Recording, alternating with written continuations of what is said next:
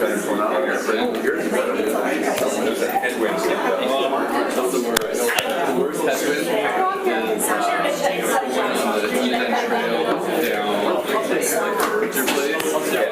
and then you got that little big line.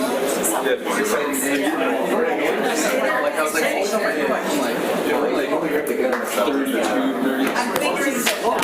how come on the way back like 45? Morning. Good morning, Mr. Bonner. How you doing? It was a full moon last night. It was a little harder to see. So hopefully there's some tables. Yeah, what? Is that what it was? That you told me? Why am I watching this vlog? Yeah. I got hold last night. Full moon. Pardon? What's full moon? It's hard to see. I'm sensitive to the higher gravitation. The illumination has nothing to do with the snap. Oh, I had made the mistake of actually answering my phone this morning. It's a private number. Sometimes a little bit of inaccurate science goes along with it. And then I said, I'm sorry, but you're not to call us. And I hung up on her and I had 3 more calls after that that I didn't answer. But Full moon though are bigger.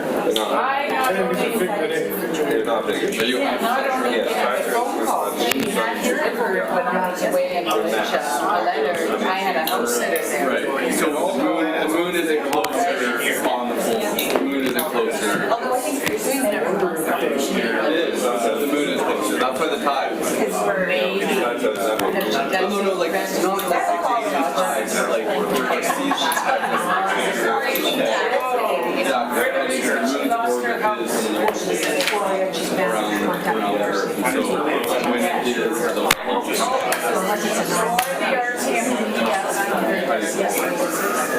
I'll send you a PDF. Diane reporting it to Donna, and Donna said to say that we got my phone just in case. Martha Gatorade. Are you ready to get ready? Well, I I've got this thing. Don't mess with the Mars registry. It's okay. fine. Yeah, there's not much.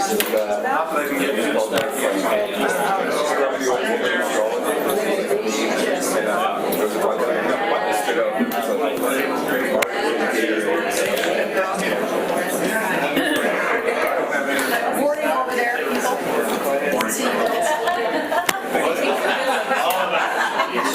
It's actually the reverse. I think it's the reverse. I know that.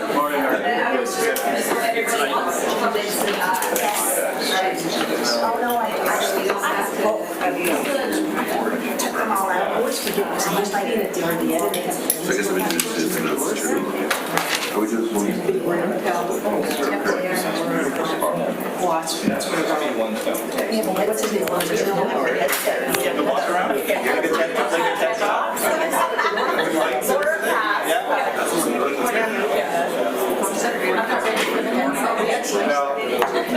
Nice pictures of the wedding. Talk loud. Yeah, the bridal shower. Good morning, Ian. No, that was.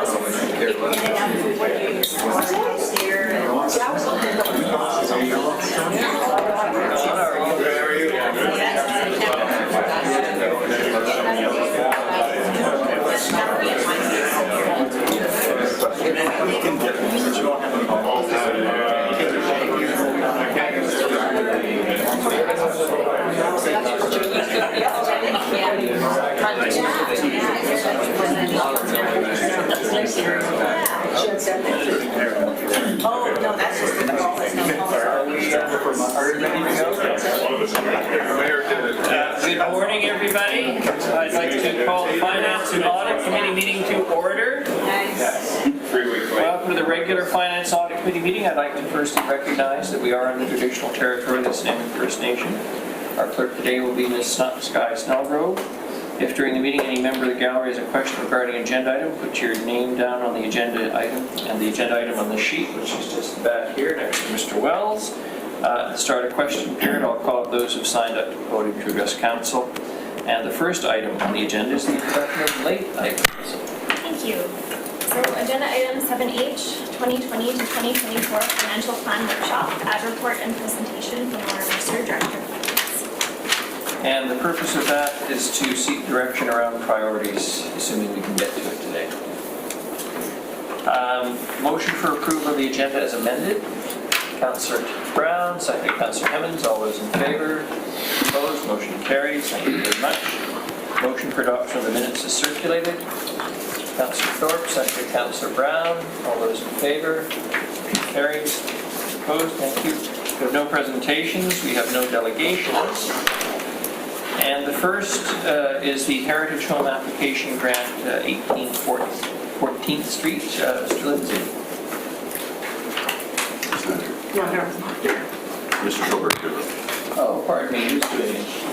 Good morning, Mr. Schulberg. Nice to see you. Please, up. You get the podium, the mic, you get everything if you like. Better use the mic. They're listening at all.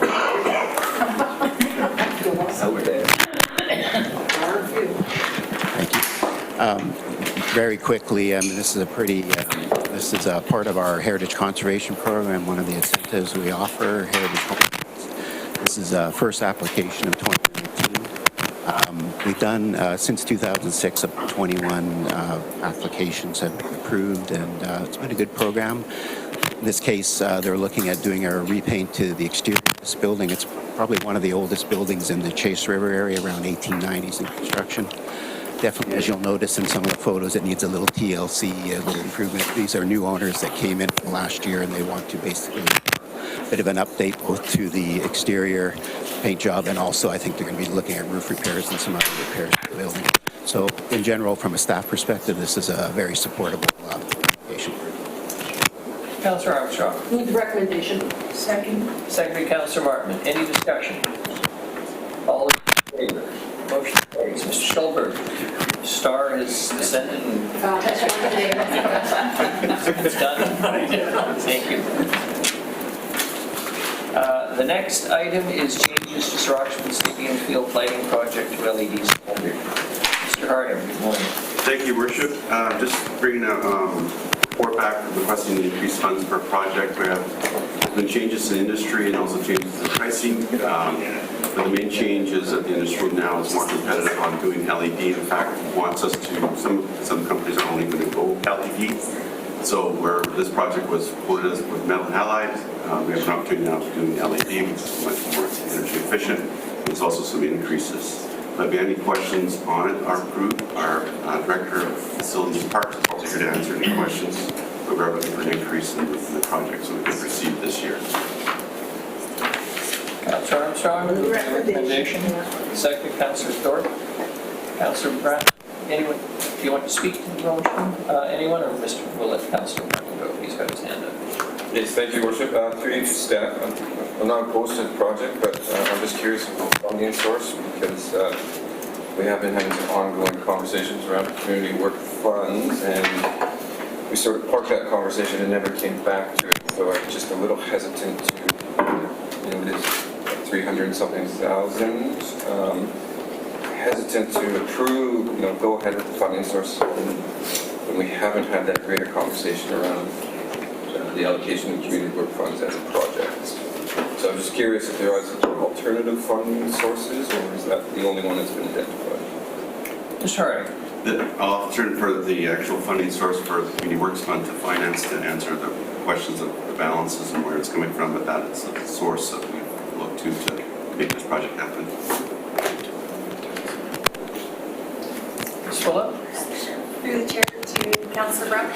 So I think you're probably referring to the one-time funding that we're getting from Community Works, and that council was having discussions around that. This is not touching that one-time funding. This is funding that is coming from the existing balance in the Community Works Fund that we fund a project from, and we are actually funding part of the Sir Oxford projects from this fund already. Okay, so just to follow up, this is more of a comment. Although talk about that one time, to me it is sort of this funding pod, the $300,000 that we weren't anticipating on spending on this. Is that correct? Correct. Correct. Okay. Ms. Gurry? Thank you, Worship. I just wanted to make note of what that crackling noise is. Apparently there's a loose wire in the box and the contractor has to come and fix it and is scheduled to come and fix it, but IT is unable to correct this problem, so that is what the crackling is. Glad it's not around. So no road signs are coming, you thought. Just double size. Anything further? Any further discussion? Councillor Armstrong? I don't have an issue with it from the Community Works Fund because that's what that was developed for, was for these types of things and these types of emergencies, so I'm all in favor of that. Ms. Mercer, did you want to say something? Any further discussion? All those, Councillor Bonner? Thank you, Worship. Through you, staff, and on the same point as Councillor Brown here. Are there any other options other than Community Works Fund where this money would come from? Reason being I'm asking is there's some fairly large projects we're looking at in the county area and in other areas of the city. And again, this is $300,000 out of, even if it's out of the old budget, not the new 1.8 million, it's still a good chunk of change. So are there any other options at all for funding this?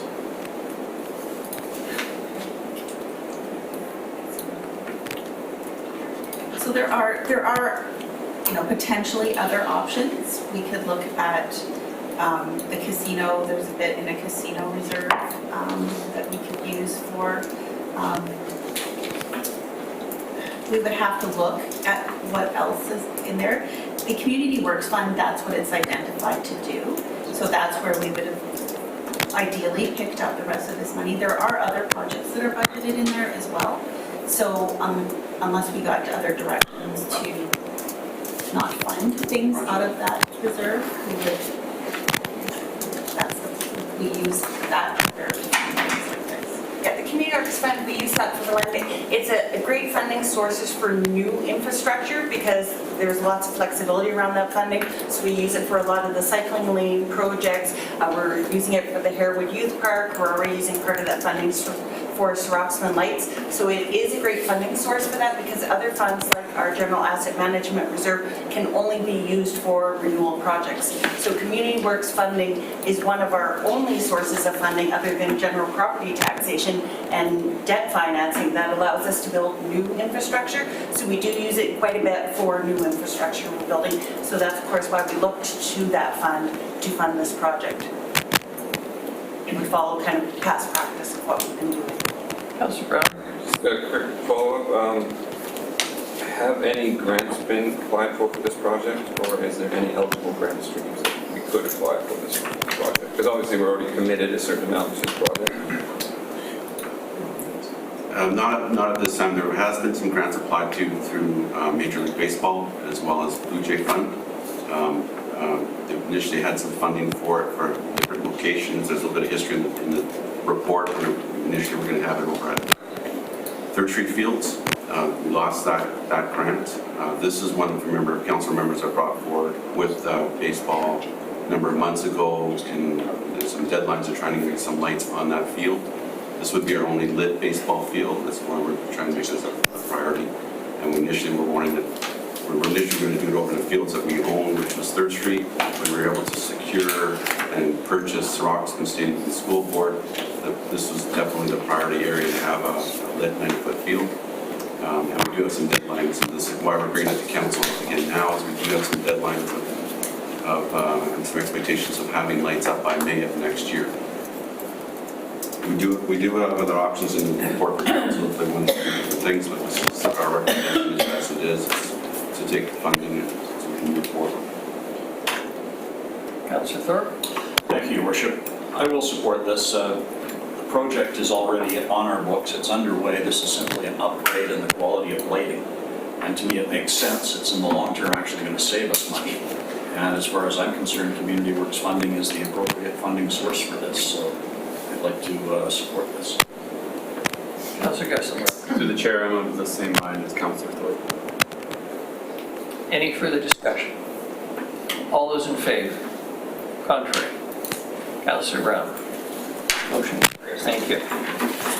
The next is the Parkade Traffic Membrane Project Adjustments for Mr. Sims.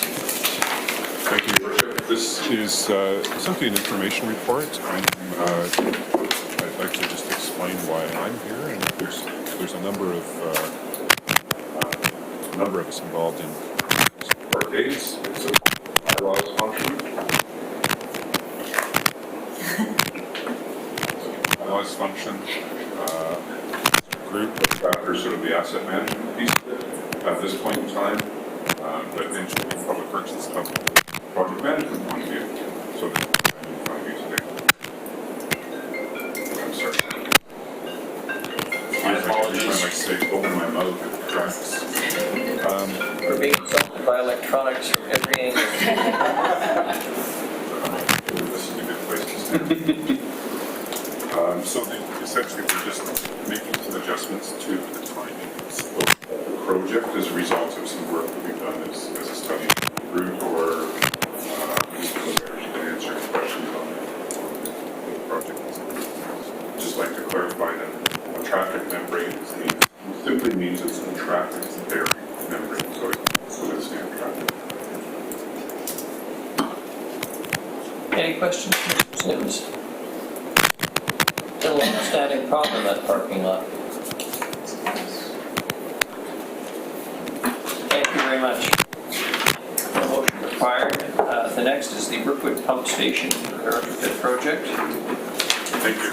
This is a project for the 5-year plan. This was about a year ago. We discovered that just through routine maintenance inspection at the Brookwood Pump Station, which sewage out of the valley at Brookwood Drive had some components that were prematurely failing. So this is a project to replace those. Staff recommendation is $250,000 a year. Councillor Armstrong. Move the recommendation. Second, Councillor Hemmons. Any questions? Mr. Sims, is this, can you tell us what caused this? Was it simply poor installation? Is it bad equipment? What's the... Well, it's about a 40-year-old pump station, and it's probably not far on the end of its life, at least some of the metal components.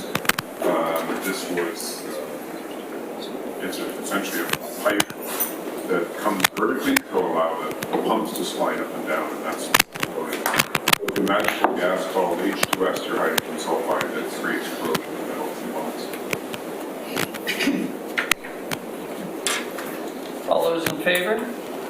Contrary? Motion carries. Thank you. The next is the, well, before we go any further, Marie, how long do you think it's going to be before this? So the contractor has to come from off-site, and they weren't scheduled to come today because this problem was new to IT this morning. They knew there was a loose wire, but they didn't know what was causing this problem. So Ms. Snellgrove has just checked with them to see if turning the mics off would help, but then we're worried about the recording. Just turn the speakers off, so we don't need them in here. Except for the recording. So we're just confirming with IT if turning the speakers off would solve that problem. And I take it in terms of recording, it would be possible to go down to Shaw, actually. I'd like to do a little round table, if I may, around the council table and staff. I mean, I'm prepared to tolerate anything. I'm a grandfather, but in terms of noise, this may be a bit annoying for everyone else, so I'm just looking for a little guidance here. So the recording isn't done through Shaw. It's live streamed and recorded through eScribe, our system. So we could go with no recording.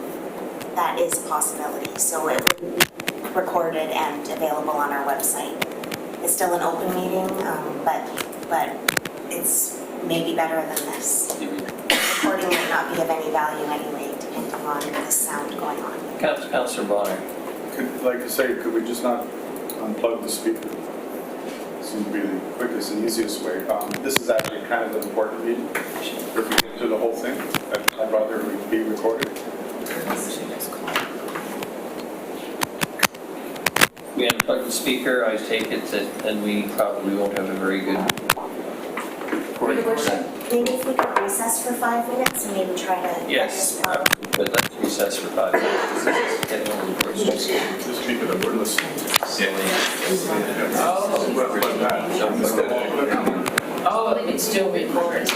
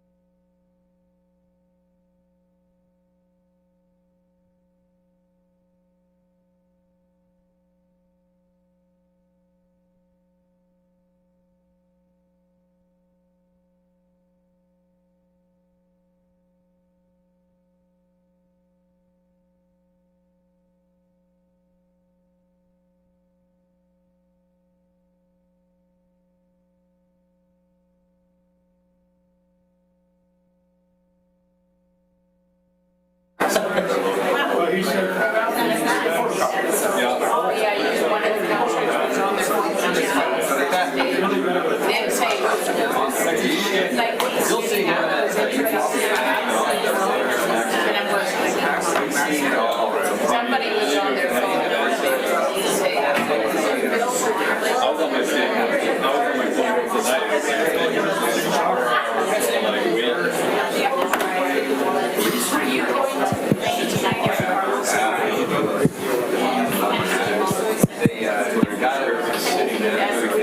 And if it's test or no.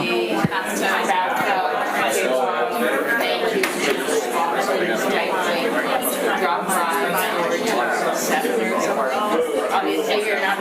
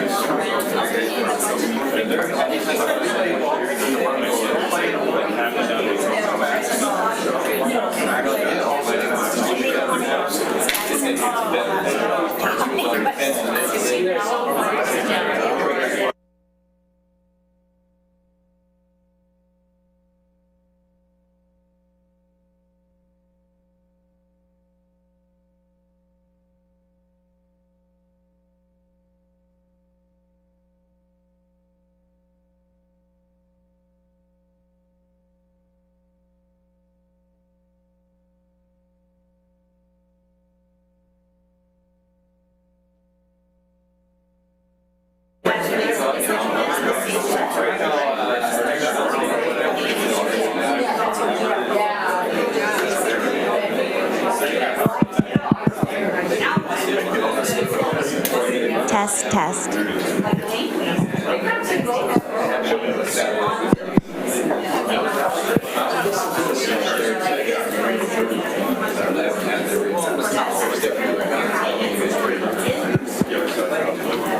probably bounced into place. Where we've decided, which kind of people find a lot more.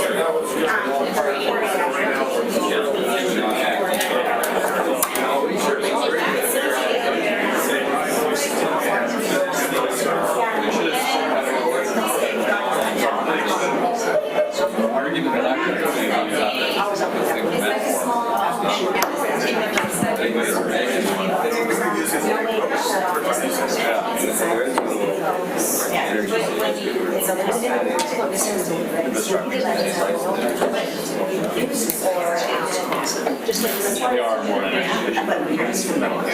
would have gone. Right, so. And they're way better, and they last easier to serve.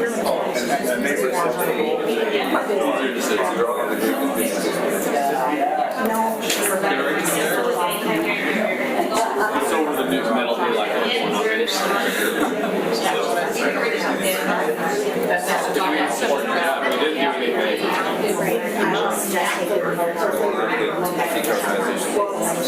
Because we get that plan.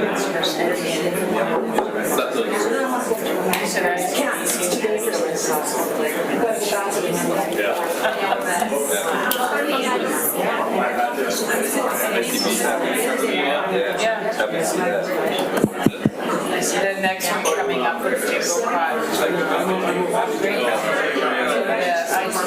All right, everyone, if we could reconvene, please. Mr. Sims, we're back on Jingle Pot Road and Westwood Road intersection upgrade. Thank you, Your Worship. I think anytime there's static in a meeting, that to call a recess is not a bad idea. Very good. I'm disappointed. Saturday Night Live awaits you, Mr. Sims. City engineer gives the Rodney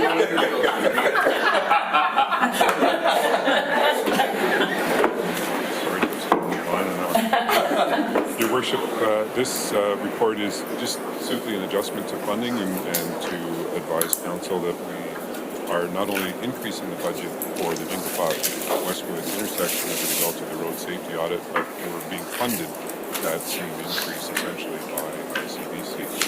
And in normal circumstances, those funds would go back into general revenue, but this time we just like to direct it directly to this project.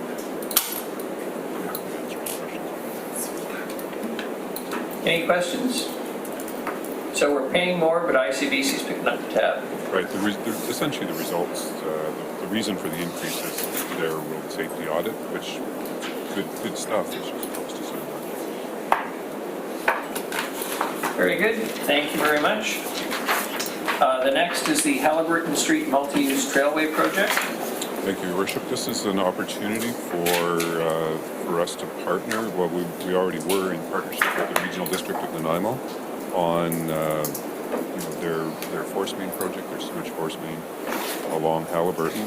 Enables us to build a multi-use pathway along the same scope of the project, essentially from the Calico Flat almost to Coastland Mill. So in this case, we would also like to update our water main and extend the project. So the recommendation is that council approve transfer from their pedestrian unallocated from 2019. So the council has a pot of money towards pedestrian funds, or pedestrian projects, I should say. And we have a project contingency for a water main, so we'll do it at the same time. Councillor Armstrong. Move the recommendation and after the late speaker.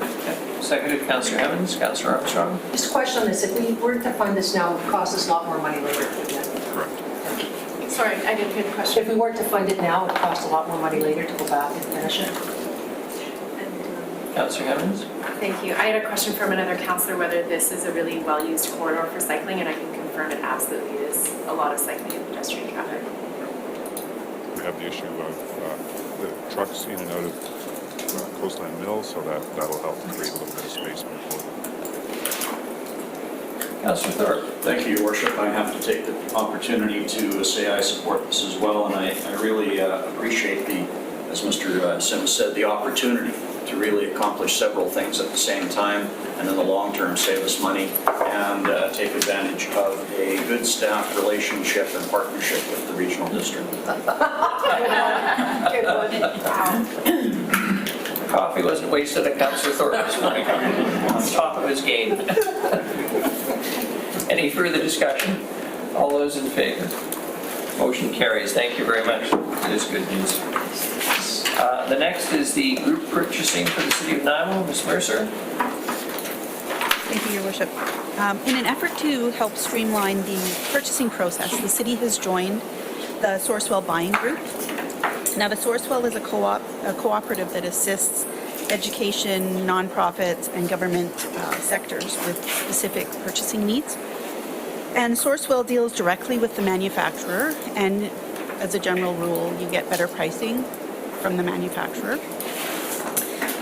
Local suppliers will still be involved in this process, as they will be the ones delivering the products to the city.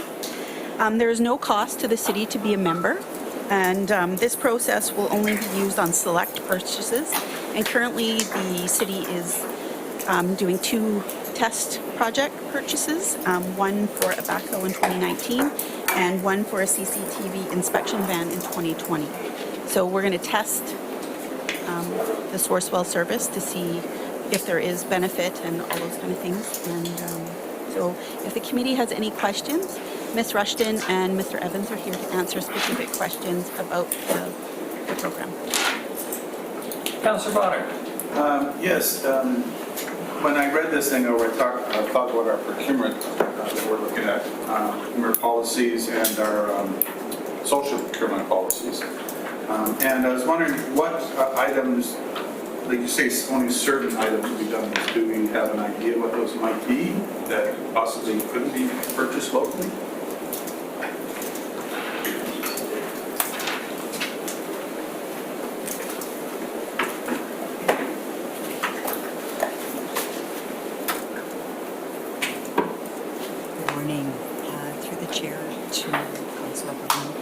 Don't be shy about yelling.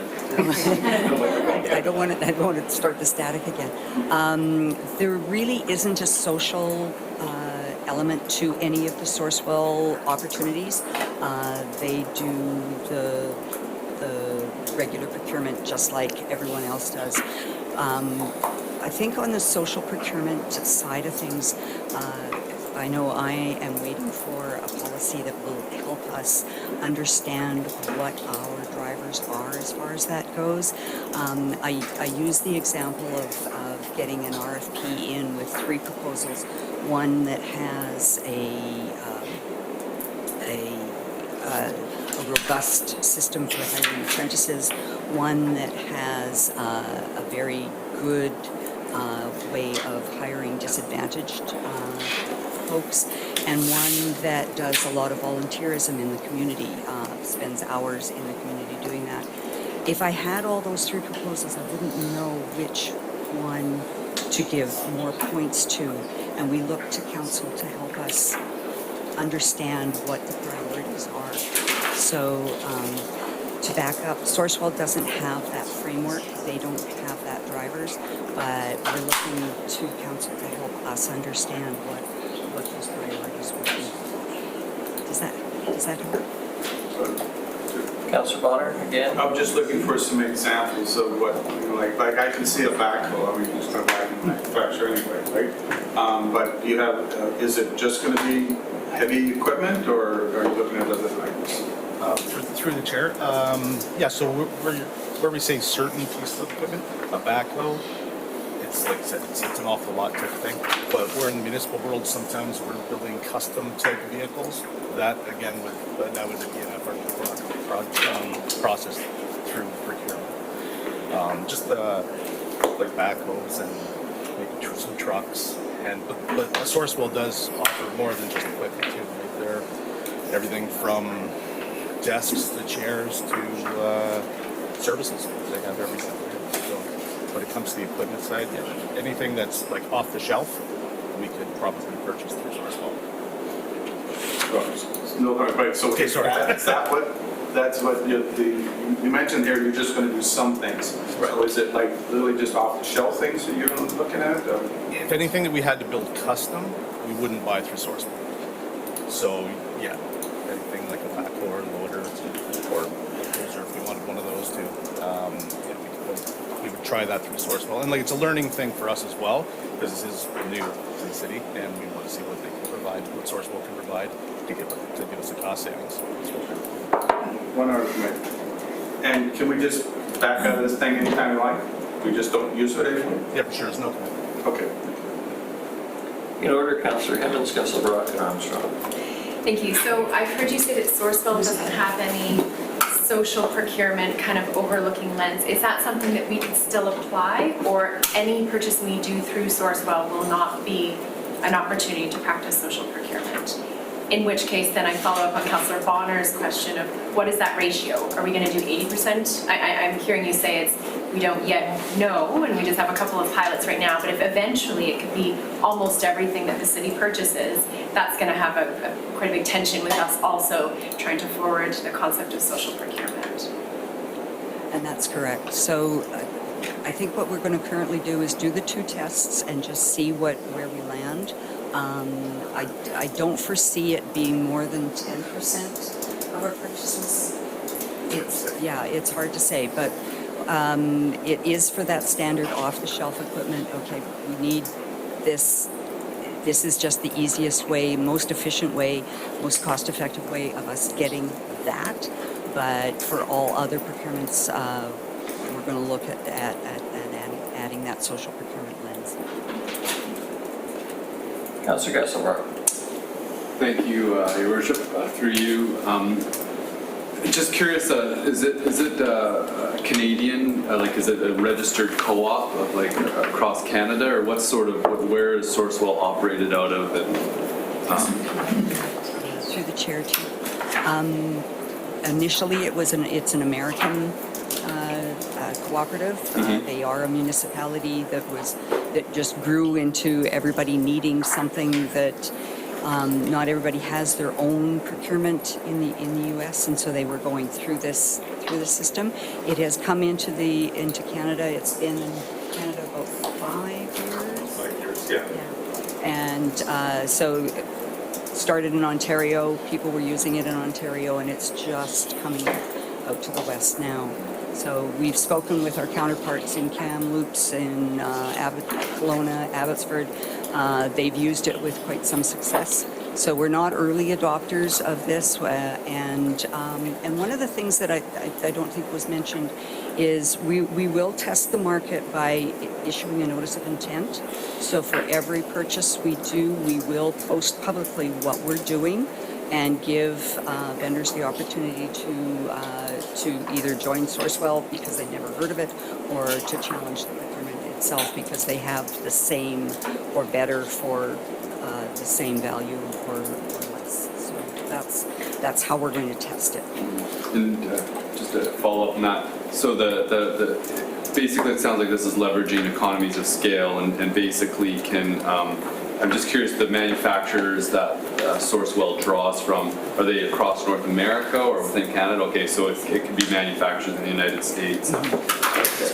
Yeah, I think that would be the concern, is that, we've got public funds and opportunity to inject it in more localized economies around here, and it does moves to the frame of just, what's the cheapest possibly that you can get this desk for, and that's sort of the algorithm that we're making our purchasing, and is that the highest best use, is that how far money can go just on that metric. And so I think that's something that at least is important for me to look closer at it. It'll be great to do these 2 test runs, and I think I'll be looking for more information and Sourcewell and exactly what the opportunities are, and I think these ideas around social procurement definitely need more fleshing out and exploration, and I can see that there is an interest, and so I think, thank you. Councillor Armstrong? I agree with a lot of what Councillor Gasper had said, that, you do get concerned when we lose some of our local abilities, but if they're still there.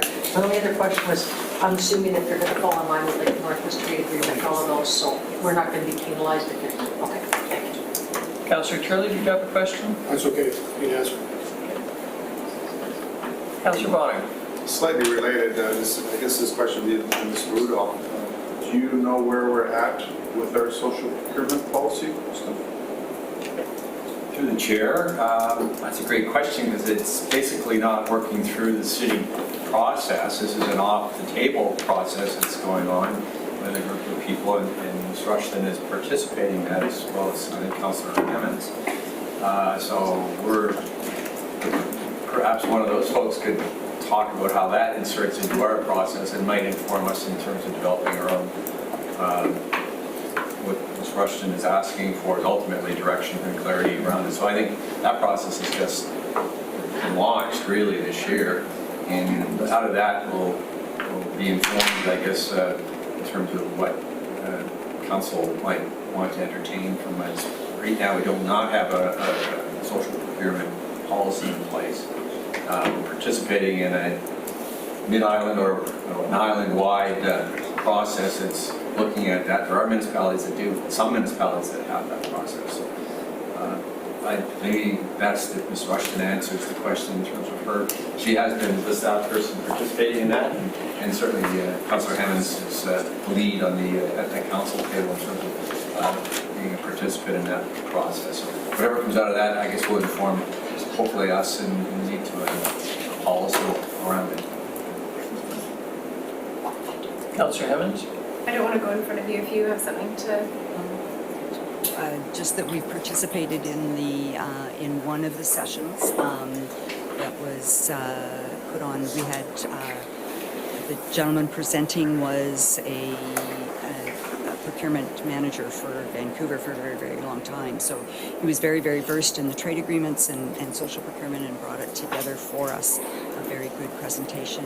We've got another one scheduled in September and another one in December. But beyond that, there hasn't been a lot of outcomes from it. Yeah, I would echo that. The information session was great. The group doesn't seem to be meeting enough to really, I find, kind of energize this. The tools and resources that I was hoping would be available to us around, what does the social procurement policy for the city of X look like, and how are they mobilizing it? Goods and services, or is it services, or is it construction? It hasn't quite reached that for me yet, and I think that's probably a symbol of just how early it is, and it's an infant program.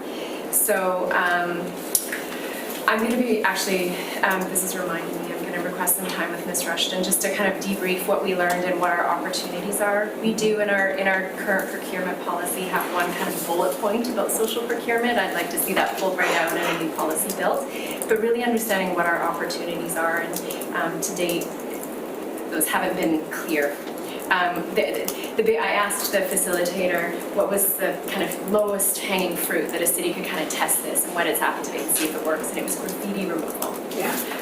Which we've talked about, and I mean it's an opportunity, but it's kind of not of the scale that I was hoping for. So I'm just gonna carry on those conversations. I'd be happy to report back probably in September after the next meeting, if that's comfortable. Any further questions? Thank you very much, appreciate it. And the next is the addendum item, which is the 2020/2024 financial plan workshop. Ms. Mercer. This presentation is a continuation of our discussion from the June 26th Finance and Audit Committee meeting, our workshop on the development of the 2020-2024 financial plan.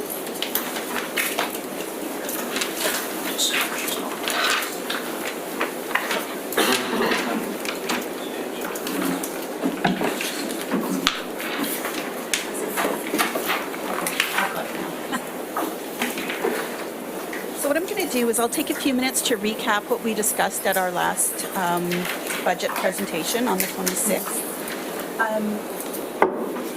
What we also heard at the last meeting was that some councillors wanted more information on projects that were in the capital, or in the project plan that are currently approved and as part of the draft 2020-24 financial plan. So what we did was we included the approved project plan as attachment A to the report, just for reference. The first 2 pages of the attachment talk about what kind of projects we have that are built out of the previous council strategic plan, as well as what relates to asset management plans and other strategic and organizational plans. And the bulk of the report is broken down by project category into renewal or new and upgrade statuses. So we'd be happy to answer questions on that at some point if anybody had questions on that. So just as a reminder, the projected starting point for the property tax increase for 2020 was 3.6%, 1% for asset management, and 2.6% for general cost increases. The projected user fee increases were 4% for sewer, which is all for asset management, 7.5% increase for water user fees, and that's 2.5% for asset management and 5% for general increases. And sanitation will go up $171 per house. Some of the key budget drivers, the 1% for asset management, and that goes to work towards closing the funding gap that we have in our asset management plan. Project funding, we have a $409,000 increase, and this is to bring our project funding from general revenue up to the $7 million per year level that we have in our 20-year investment plan. So the history on that is over the last few years, our funding from general revenue has been less than 7%, so we have a plan to incrementally bring that level back up to $7 million per year. Councillor Armstrong? Just a question, when we're looking at the key budget drivers, we budget the RCP contract at 93%. If it was budgeted at 90%, would that make a big difference or not? We, last year, through the chair to Councillor Armstrong, last year we budgeted at 92%, and we came in even? Just about even, I think. It was close. Okay, that answers the question. I thought it was going to be less, but if it was even, yeah. So normally we do 93 and that for vacancies and that kind of stuff, that accounts for that. It's a bit of a risk because if the RCMP ever gets to a place where they have the full bodies, we'll be in a deficit, but we do have a reserve for that. So on that topic, the RCMP contract is a driver as well, and we've added 3 additional members in 2020, and as well as the general cost increase from budgeting at 93 to 92 from 92 last year. The strategic infrastructure reserve, so we're continue our transition of casino and Fortis revenues into this reserve, and that resulted in a $400,000 addition to the budget this year. And this transition will end in 2021. So after 2021, there will be no more transfers to that reserve over and above what is already budgeted in there. Wages and benefits, so contract increases, as well as 2 extra days in the year for 2020, contributed to that increase. Plus, there's some other small changes in there that were too small to go into in great detail. So as every year we budget for growth, and we do a conservative $1.2 million for growth, and this offsets the cost increases. So that the starting budget was we needed just about $3.8 million additional dollars for 2020. So some service level changes that are in the budget, this draft starting budget, are, as I mentioned, the 3 additional RCMP members. So we are adding 3 additional RCMP members for the next 5 years to a total of 15 RCMP officers, at 3 officers per year. We also added a new garbage truck and driver as approved in our last budget cycle. Just a note to mention, not included in this projected tax increase are any increases associated with staffing changes that have been made this year, because the final impact hasn't been finished calculating yet. We have no additional funding for economic development, as we haven't made a final decision on what model we're going to go with yet. So those are could be things that are Councillor Hammond? Thank you. Through you to Ms. Mercer. Sorry, just for clarification, so the key budget driver does list wages and benefits for 1.6, but you're saying that that's not included in the projected property tax increase. So that, the 1.6 that is included in the key budget drivers is, but any additional changes that have been made in the last little while are not.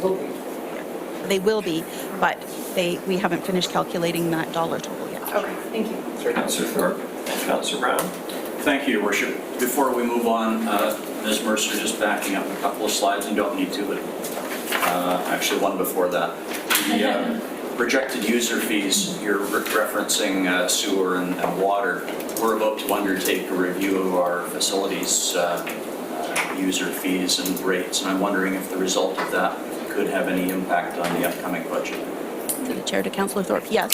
Eventually that will, we're in the early stages of those increases. So we may have that information in time for our budget that we bring you in November, but certainly they would be in for the final budget and they will have an impact. At this point, I'm not sure how much, but they will. Okay, thank you.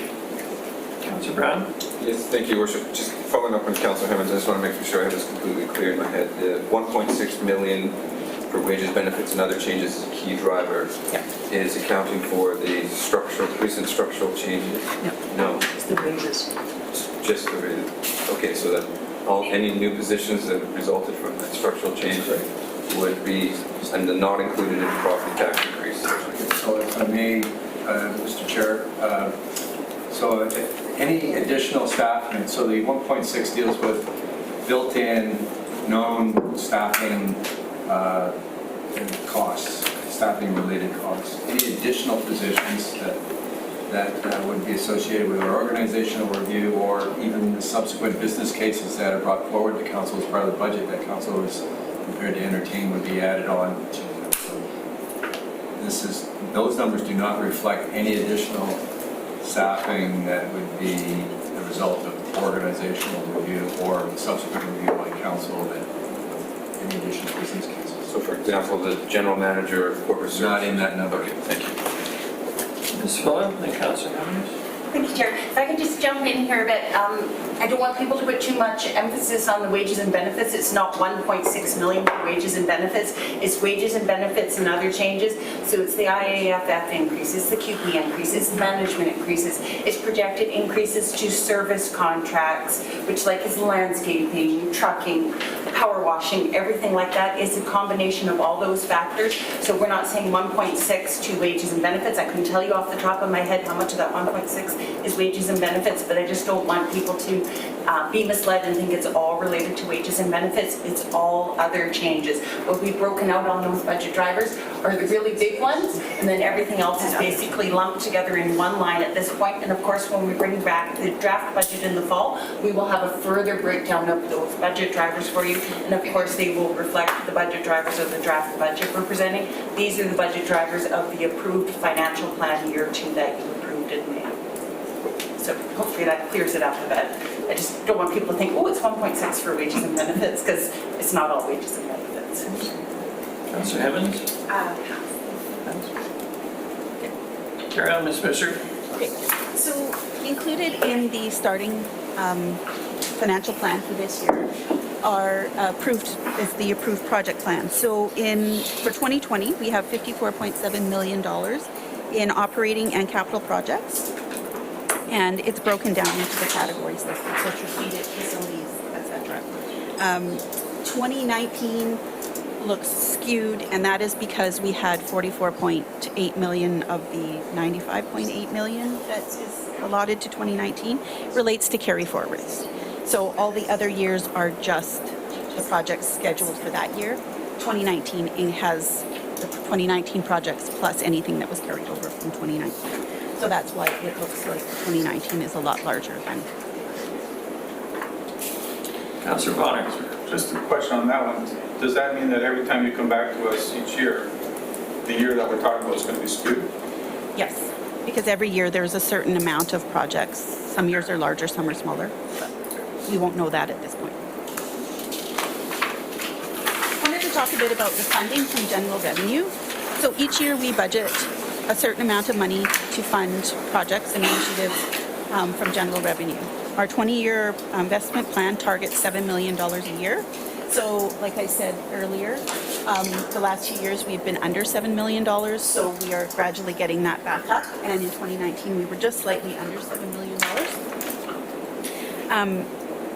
And this 20-year investment plan, this assumption was to help close that $258 million funding gap that we've identified.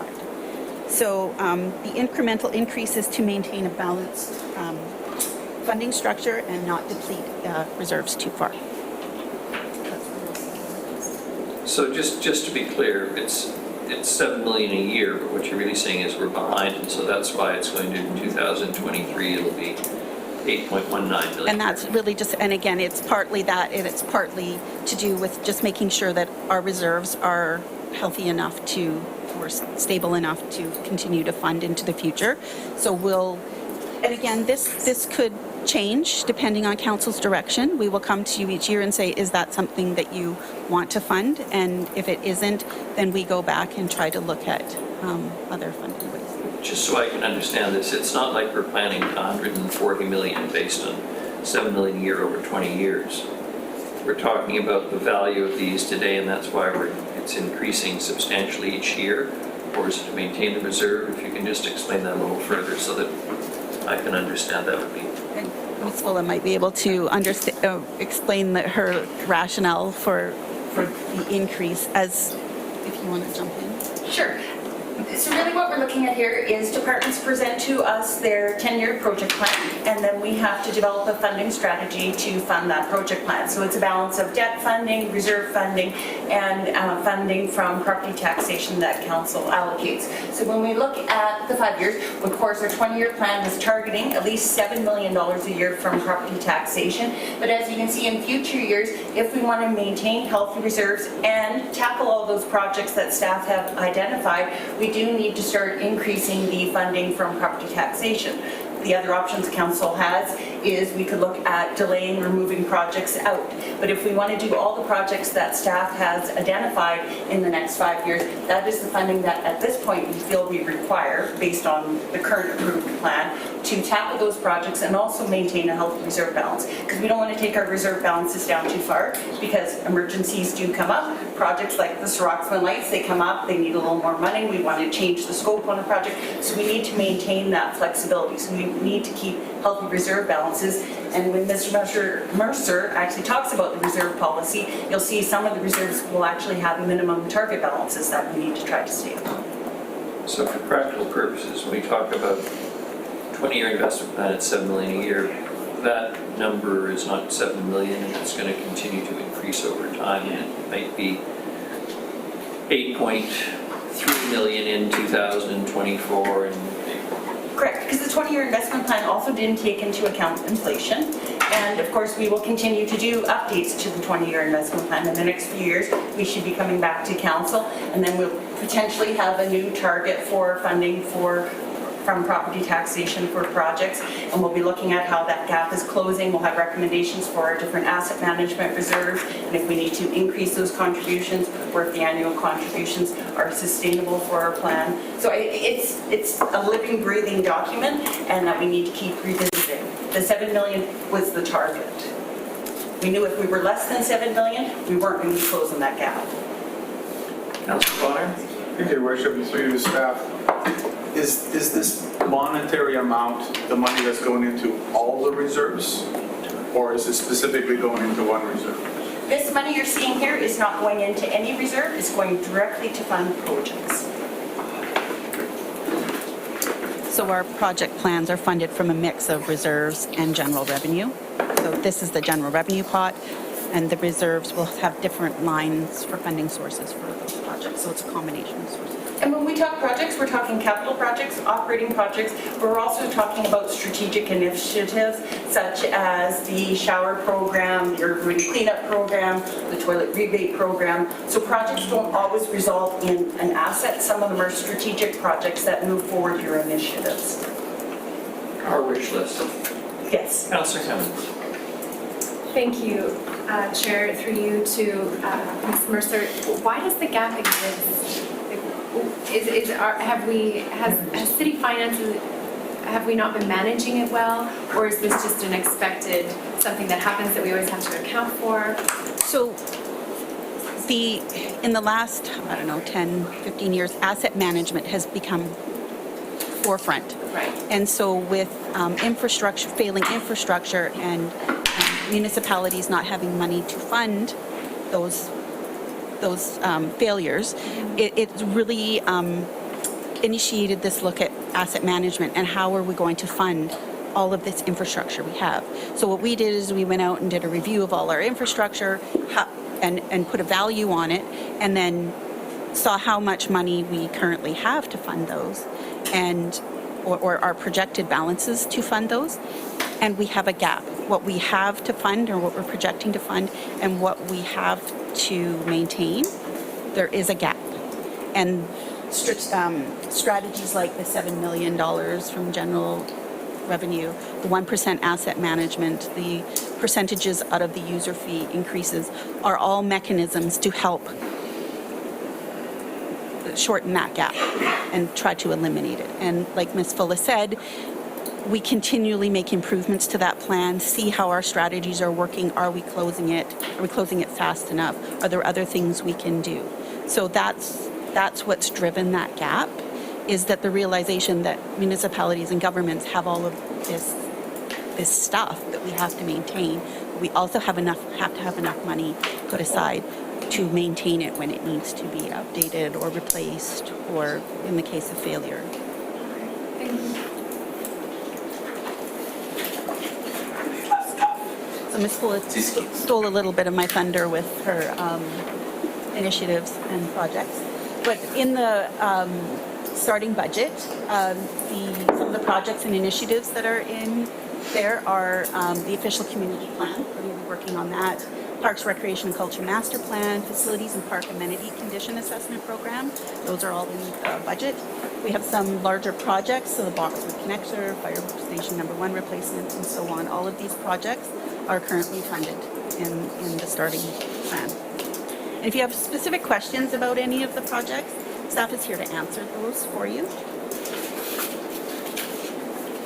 So while there are many projects and initiatives in the budget, there are also several projects that are not.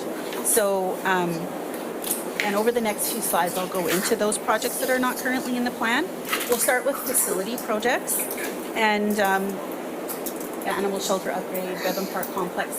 And this list are some of the projects we know are going to come, but we don't currently have them in the 10-year plan.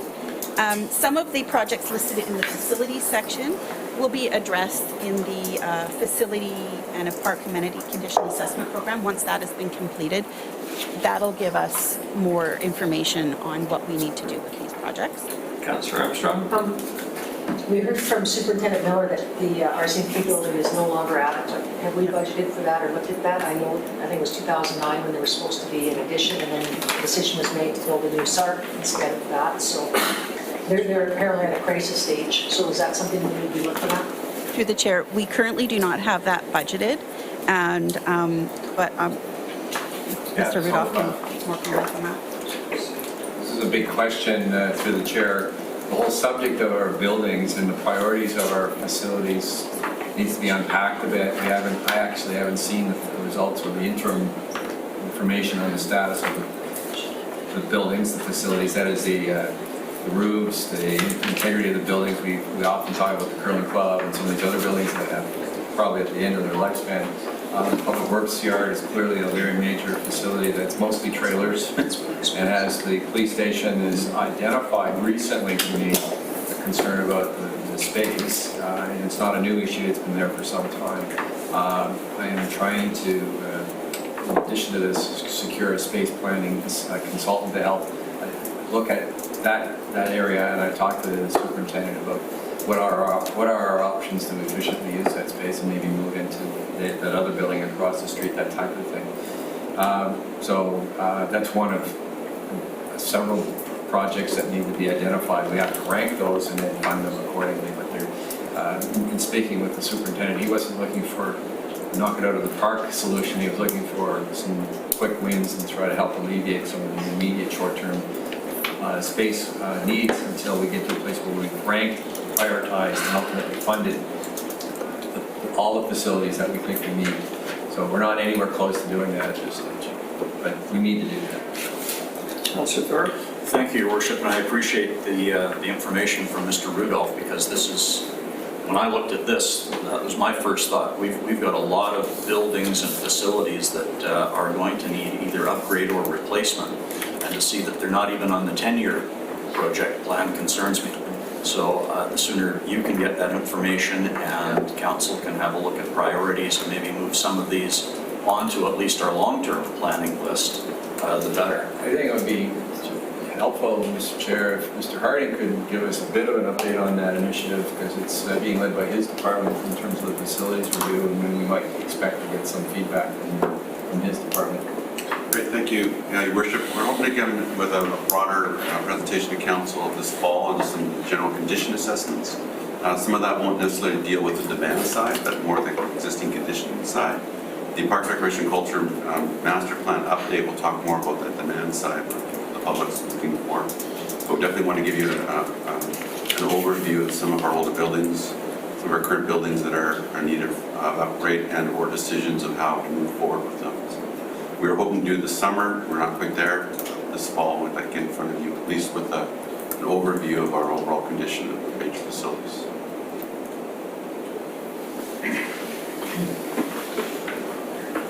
Anything further about this worship? I do not. The obvious one to me is, unless I'm misreading this, something for the south end in terms of the Howard Roads equipment, which would be a happy item. That, Your Worship, the concept of a major investment in a facility in the south side should be born out of an update and refresh of our Parks and Recreation Master Plan. That would rationalize the assets and facilities and programming that we projecting. So that there's some work to be done in order to give you a detailed technical rational basis for that, and then ultimately it would be a funding question. That was the outcome of it, and then the timing issue. It's on the list. Ms. Mercer, please. One comment I did want to make on this side, the Bevan Park Complex, the power distribution replacement, a scope sheet has been done on that one for inclusion into the 10-year capital plan. So that's one that could be showing up in the 10-year plan soon. Some parks projects, again, the Bevan Park artificial turf field improvements, that's working with the Nanaimo United Football Club. The Marie Davidson BMX track improvements, working with the BMX Club. So there's many projects that are ongoing that are working with other partners as well, but these are currently not in the plan. And some other projects that are not in the plan but are going to be coming forward. So the computerized maintenance management system. And that is just a software package that maintains a computer database for information about an organization's maintenance operations. So this may sound small, but it is a very large project, and that is something that we're scoping out at the moment. Councillor Bonner? Thank you, Your Worship. Since that seems to be IT related, right, would that not come out of the IT reserve in terms of funding? The software one? That would depend if we had the ability to fund the project from the IT reserve. We have several large projects coming up. We have an ERP replacement projects. We have the ECM, the Enterprise Content Management Project. So we have more projects than there would be funding available in the IT reserve, so we would have to look to other funding sources for some of those projects. Like in the current approved plan, our ERP replacement, which is our SAP, so our financial system, that will be coming to end of life. We're funding that from the Asset Management Reserve. So the IT reserve is one of the places we would go looking for funding, but there's only so much funding there, and a lot of projects, and some of these are significant dollars. What we also don't know with the CMMS system is the ongoing cost of it. Will it require additional staffing and different things like that? So some of that would become part of the operating budget. We're still doing all that investigation and starting to put together a business case, which is being led by the Asset Management Steering Committee. Councillor Armstrong? So if we look at getting rid of SAP, like wasn't that a $60 million purchase? Or was like right up there? I'd like to comment on this. We're not looking at getting rid of the SAP system. What we need to do is, because of the end of life, because of a lot of municipalities are finding themselves have to take a look at this to see what our best option is. Maybe a refresh or it could be the business case would have to ultimately conclude that that would be a very major change to get rid of the existing system. We have to do something. Could be seen with I went through 2 reviews of this analysis for the very same thing and ultimately concluded that they were going to keep it, but with a new version, and had to run 2 systems simultaneously to make that work. So there's a process to rationalize the best way to move forward. SAP is driving this change, and we just basically have to do that, but we also have to take into account how well we're performing in our systems. And this not only deals with financials, it can deal with payroll and all sorts of things attached to it. So it's our biggest IT project by far. To do that correctly. And you're right, it's a very significant dollar amount attached to it. So whenever we get to a stage where we can report back to you on a path forward, we will do that. So we are at early stages of both of those processes, so as we get more information, we will bring that back in front of you to let you know the scope and dollars associated with those projects. Replacement of self-contained breathing apparatuses for the fire rescue department. That current business case has been developed and I think submitted for the 2020 budget process. So that one is also in the works as well. Would that not be mandated by WorkSafe? Correct. Through So we have no choice. It's mandated to have self-contained breathing apparatus. As to what the specific standard is, we are about 2 generations behind right now, and probably the last mid-sized to larger career department using small bottles. So we are still currently falling within the requirements of WorkSafe, but our equipment is about 2 generations behind the newer standards. So there could be some options and flexibility there, but probably not for too much longer. Thank you. Could someone tell us the range of cost? Yes. No one wants to pipe up. Go ahead, keep trying. I haven't yet, unfortunately. We are looking at in the $750,000. $750,000? Yeah, $734,000. So that's what I'm saying, that we could potentially push it out for a year and put it into a budget another year forward. But they all have to be on the same system for their safety at a fire. You can't operate 2 different systems. So an SCBA is basically their air packs with their face pieces that they wear. The new air packs have higher temperature ratings, and the bottles are twice as large. We're operating right now at about half the size as most other departments with air within a building. And yeah, that's kind of what it is. And then the bottles. And so we've had an amazing evergreening on the bottles. That was put in place probably about within the last 5 years, I'm going to guess. But they've never replaced all the other components. Councillor Martin. Through the chair to you, may I assume that if we delayed this, that costs will only rise, like anything else? Through the chair to Councillor Martin, that's most likely the same as everything else, right, with inflation. Thank you. Yeah, sorry about that.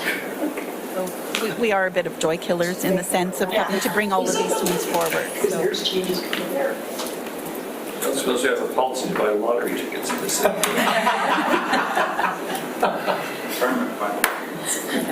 So there are some projects that are currently in the 10-year plan, but in years 6 through 10, that could be moved up to the 5-year plan, depending on fundraising done by partnering groups. So Loudon Boathouse is one, as well as the Port Theatre. So Port Theatre one is more front of mind. And so those are currently sitting outside the 5-year plan, but depending on what funding comes through, could be bumped up into the plan. So I'm going to hand it over to Mr. Rudolph to discuss some items to consider before council or the committee gives direction regarding the budget. So he'll just touch on a few things that we're currently working on, front and center. So, Your Worship, I think we left the last finance and audit in a place where there was some confusion on process. And what staff had done was, and of course, we work every day in this, and there's a lot of projects, and we deliver a lot of services, and there's updates to this and that, and all those types of things. This is what we presented to you. But there's a piece of this where, in bringing forward business plans and business cases, these are all staff-driven, but they're also interpretation of direction the council's already been giving us. So, for example, the strategic plan has an action sheets on the back of it, which identify the priorities that you've identified at a council level for us, and it includes a lot of projects. And we do have initiatives underway that are fairly significant. For example, the Health and Housing Task Force, the initiative to have a robust and effective environment committee and program, and a complete reboot on that. The OCP review is probably going to be the biggest public engagement process of this term, and all the issues that go with that, and all those other master plans. So you've already given your broad direction in terms of priorities. We've also identified projects in the capital side of things. We interpret from council that there's a significant interest, though we may not have definitive policy direction on the downtown and opportunities in the downtown.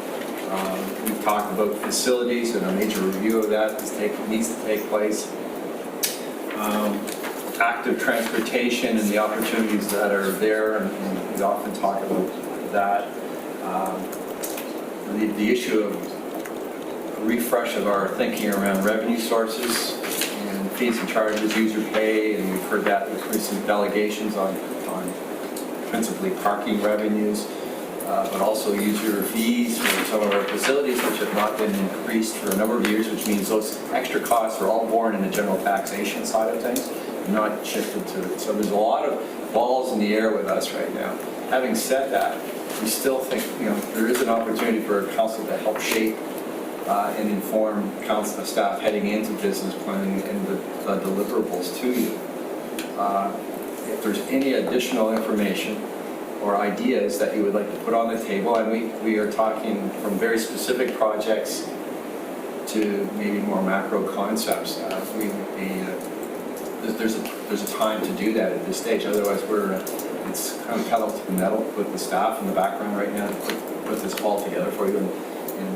So we don't want to complicate your lives, but we're here, we're giving you the sense of the context of where we're at, sitting with our budget at this time, and some of the preliminary things that are going to come forward. But if there's any additional direction that you would like to provide us, this is what the ask is. We want to make it, and I think every councillor approaches this question differently.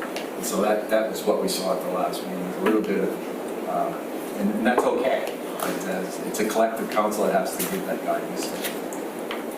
Just to demonstrate my profound grasp of the obvious, in case anyone's missed it, This is our budget, it's not last council's budget that we basically implemented in our decision last fall. This is where we have to give kind of direction to staff and so that they can tell us how badly we want to run the truck into the ditch, or whether we want to keep it on the road, or how much we want to spend on maintenance on it, et cetera, et cetera. So this is a very important discussion.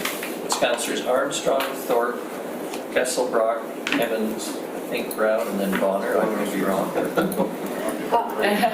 Nobody's going anywhere. From my perspective, I would like to, if we're gonna do some new finding, is look at the projects that are already prepared and ready to go, that have been sitting on the back burner for, like, prime examples, Montrose Sutton Park. Like that, I think that project is basically ready to go, it just needs a budget attached to it.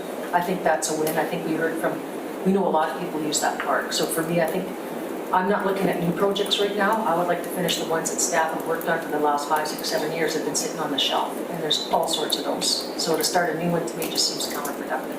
And then I just had another question of staff, and that was on that, when we were looking at the social stuff, I think we budgeted $100,000 a year for that drop-in center. Is that still happening?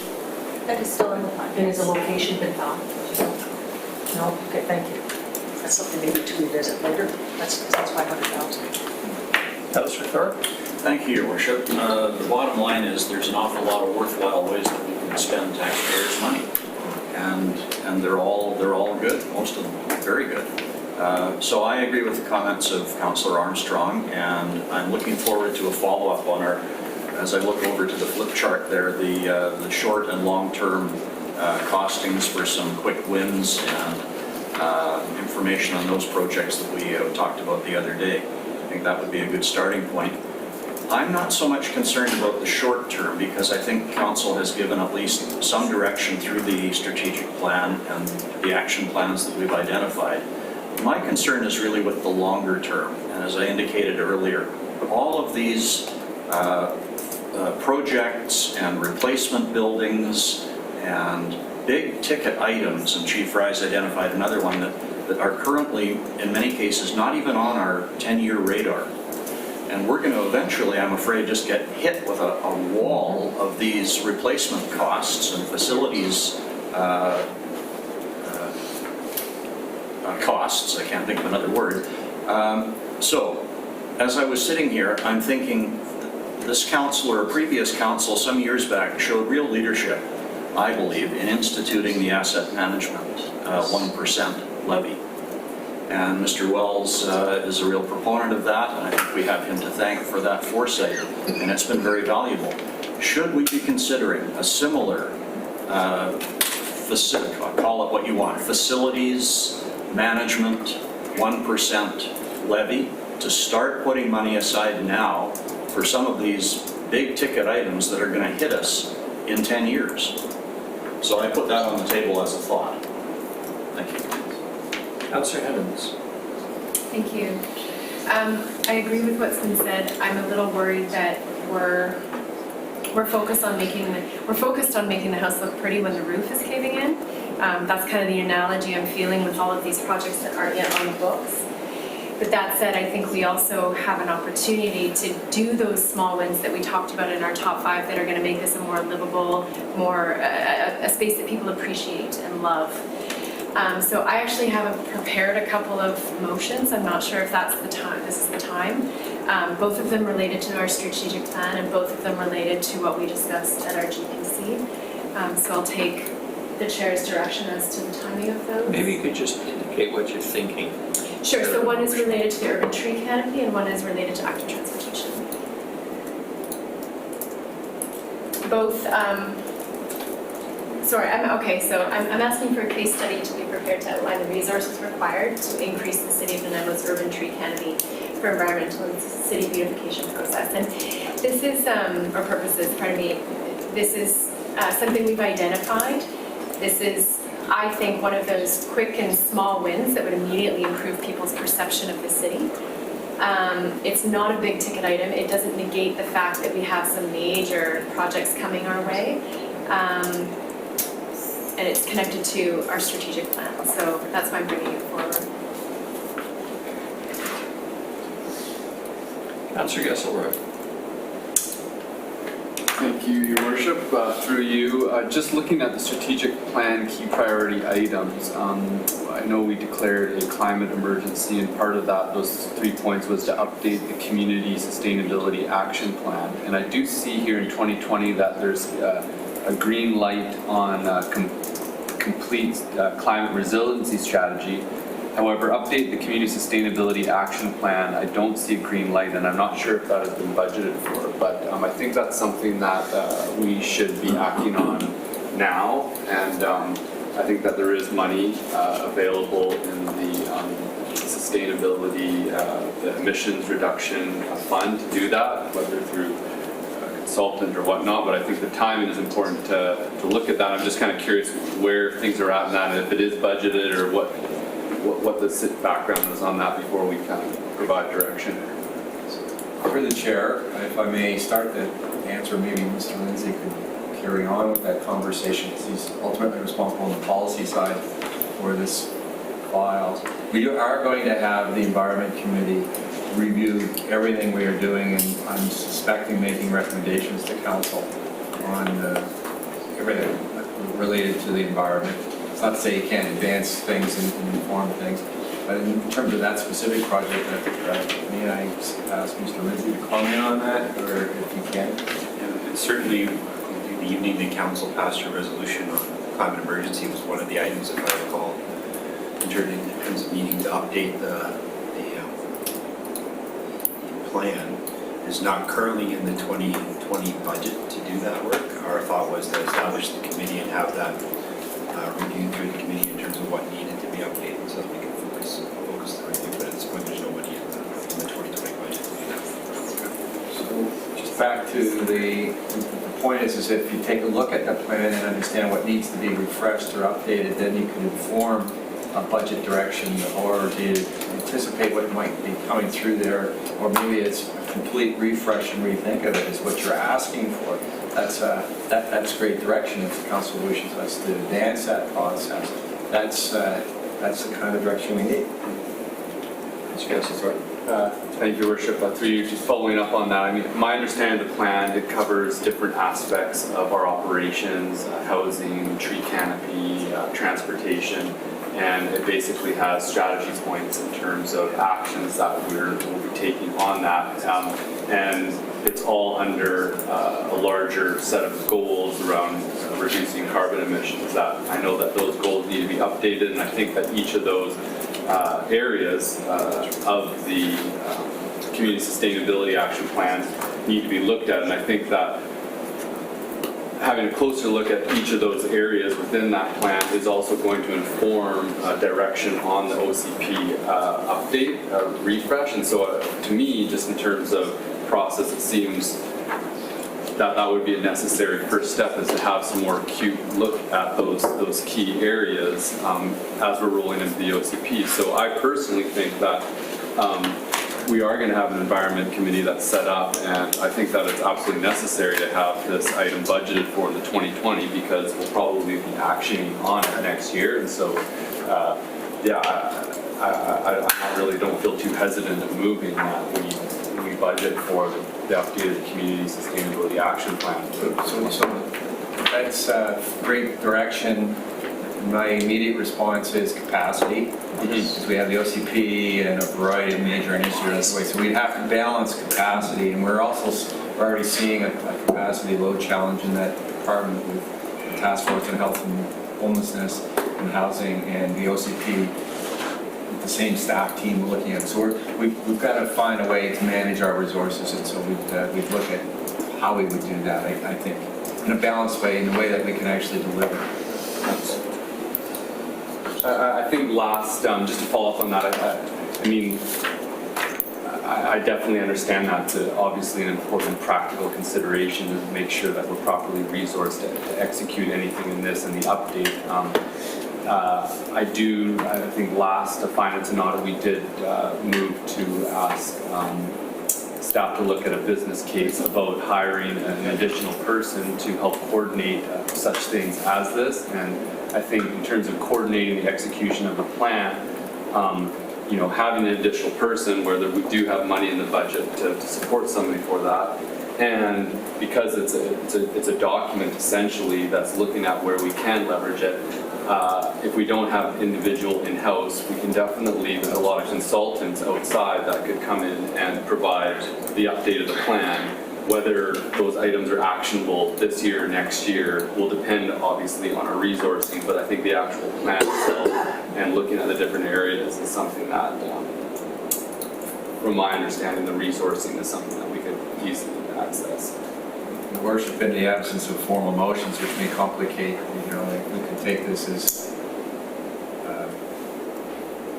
back and think about how we might action that differently. We would like to do that, and certainly look forward to you with information on this. I mean, it's all part of the implementation of the environment process that we're going down, and the committee's part of that. And it's not all of it. There will be a robust process and a work program that's develops out of that as well. So I'm not sure if the council wishes to do all these things by motion, or if you're just happy to give some feedback on this is helpful for us, to be honest, at this level.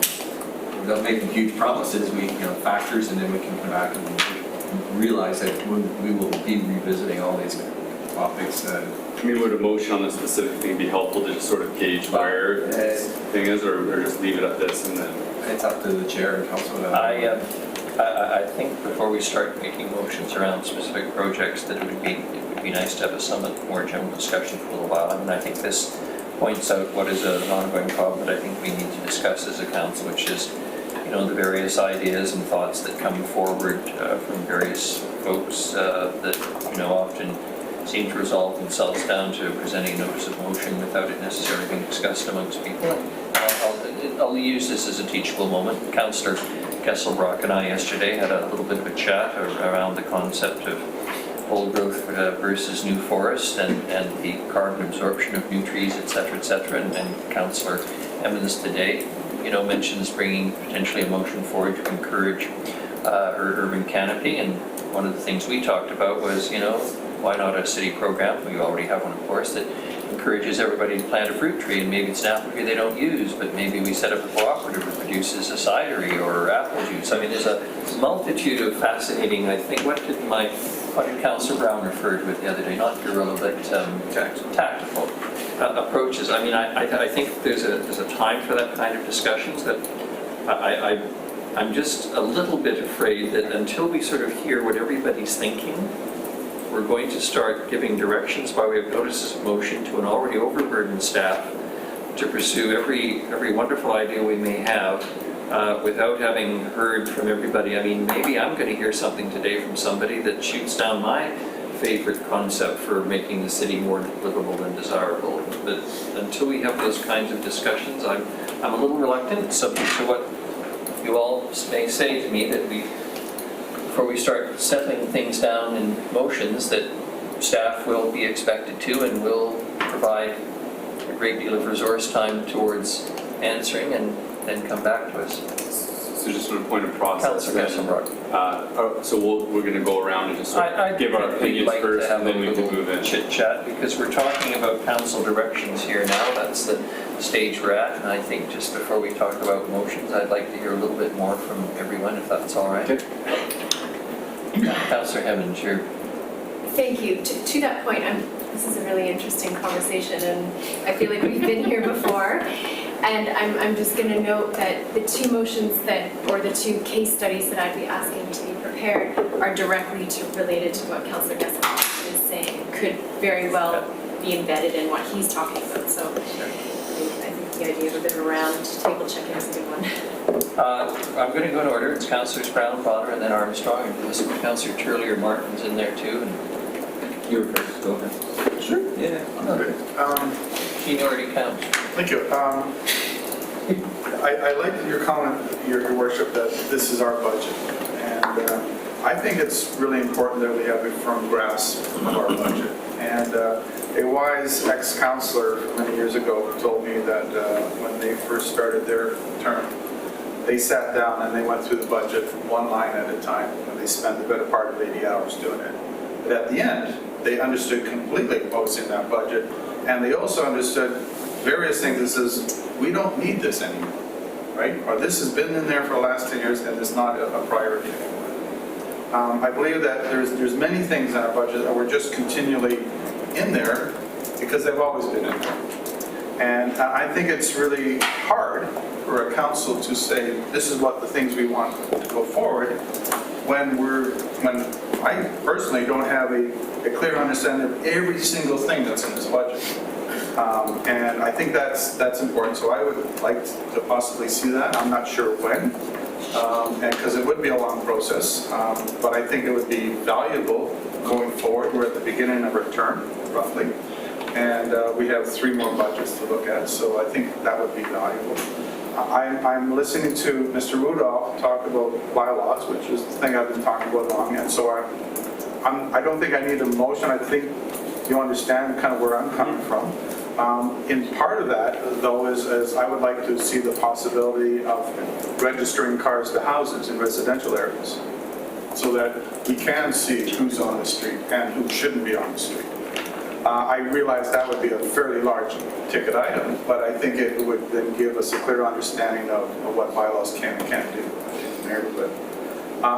I'd also like to see, from looking for examples, I'd also like to see us look at, how did I write down here? A case study to providing source separation bins in city parks and maintenance of in the downtown and other locations where the city currently has garbage bins. And that's because right now we have these nice looking black bins, and as part of our strategic plan and the environment, I believe that since we're source separating at home, we should be doing that in our city parks, and we should be doing that in our downtown areas as well. And people who come to our town, and I was just talking to a couple of German visitors just a couple of days ago, and he literally had something in his hand, and he was standing right beside the garbage can looking for a place to put it because he knew it shouldn't go in the garbage. And we don't have that there. And I think many of our visitors to our town are used to this type of thing where they come from. And I think it's important that we do that as well. I have a few other things, but I'm just going to throw those out. Keep you busy for a bit. Next. Councilor Brown. Yeah, thank you. We're just trying to collect my thoughts because there's a bunch of different things going on here. With respect to the tree canopy, absolutely in support of that. I think we heard, I think we all have a slightly different angle on it, but I think it could all be sort of coalesced into one sort of singular vision around the environment, but also really around city beautification. And I think we're doing some great things on that, but we did hear from Patrick when he presented, he does have some capacity issues. He's spending a lot of time, I think, and if we want to sort of kick it up a notch, I think we'll probably need some additional resources, and I believe in the CUF report that was also identified, but I'm just sort of going off memory. So I think there's a lot to consider there, and I welcome a business plan for us to consider in the budget. I also really support Councillor Gusserbrock's idea around that. It seems if you declare something an emergency, which I wholeheartedly believe it is,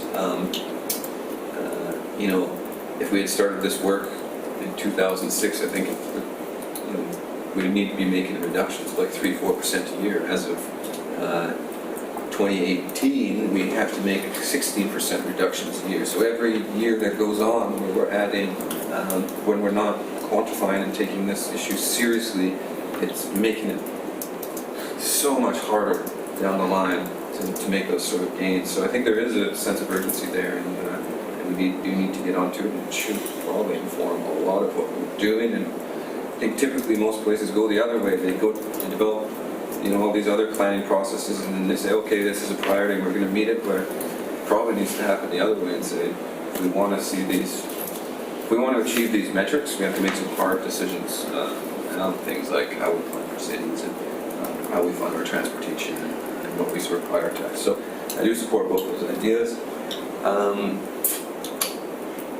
One thing I sort of noticed in the line item, and I agree, it's hard to go through all those line items and even the project thing, but I did notice, just like $50,000 here for core services review, across the board for 5 years, $100,000 for a cultural plan. I'm just wondering how many of those things are actually, just really cognizant of the key budget drivers. some changes that we made are already bumping things up very high. And so I agree, how many of those, just a little $10,000 here to help drop things down? Ms. Mercer? So just a little clarification for Councillor Brown. I think if you're referring to the first couple of pages of the project plan where you see core review, that just means that there's projects that were driven by the core review, not necessarily the core review itself. Okay, thank you. So Yeah. it's just a way for us to quantify what drives some of these projects. So core review, asset management, strategic plan, those kind of things. So the first couple pages that's how they're grouped together. Not necessarily there wasn't money in there for the core review. Those were projects driven or initiatives driven on. Okay, so thank you. That completely changes how I view it, but I think it speaks to Councillor Bonner's point of like how do we own our budget if we're not necessarily aware of where all those are driving? And that's a lot of hours to put in, but I feel like that's what it takes then. That's what it takes. So I think, again, process-wise, I'm supportive of those ideas. I think they actually take priority of some of the things that I was thinking about coming to the table. So speaking to your point, Your Worship. So I'm curious about hearing other things and hoping we can have some sort of direction. But I think what we talked about in the downtown, Councillor Thorpe, I think is important, those quick wins. However, we were isolated to sort of downtown thinking. I'm just wondering if there's some quick wins. And I actually really appreciated your comments around long-term planning. I think the reality is we just can't fund everything that's been identified in those long-term plans. Just looking at that, these are massive expenses, and when I look at the debt load for something like the waterfront walkway and other things that are on the books for a while, hearing about some very practical costs, I think some of these things, while they would be lovely, the feasibility of even achieving them in a 10 to 20 year period is probably not financially responsible. I'm going to go to Councillor Martin next because she's not had much opportunity to speak this morning. Then I'll go to Councillor Armstrong. Thank you. I want to say that I agree with a lot of I've heard already. I agree that we should focus on the current projects that we have, as Councillor Armstrong said.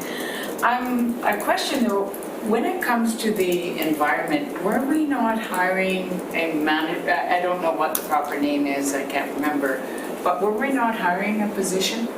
Or did I?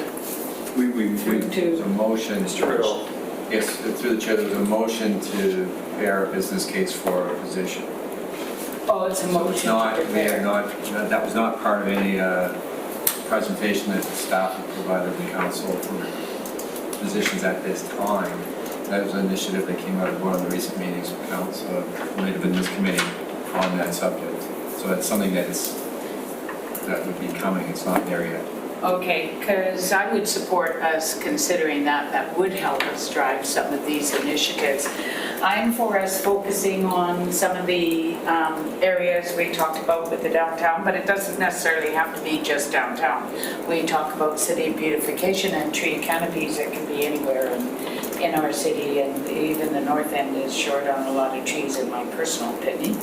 But I like the idea of the quick wins.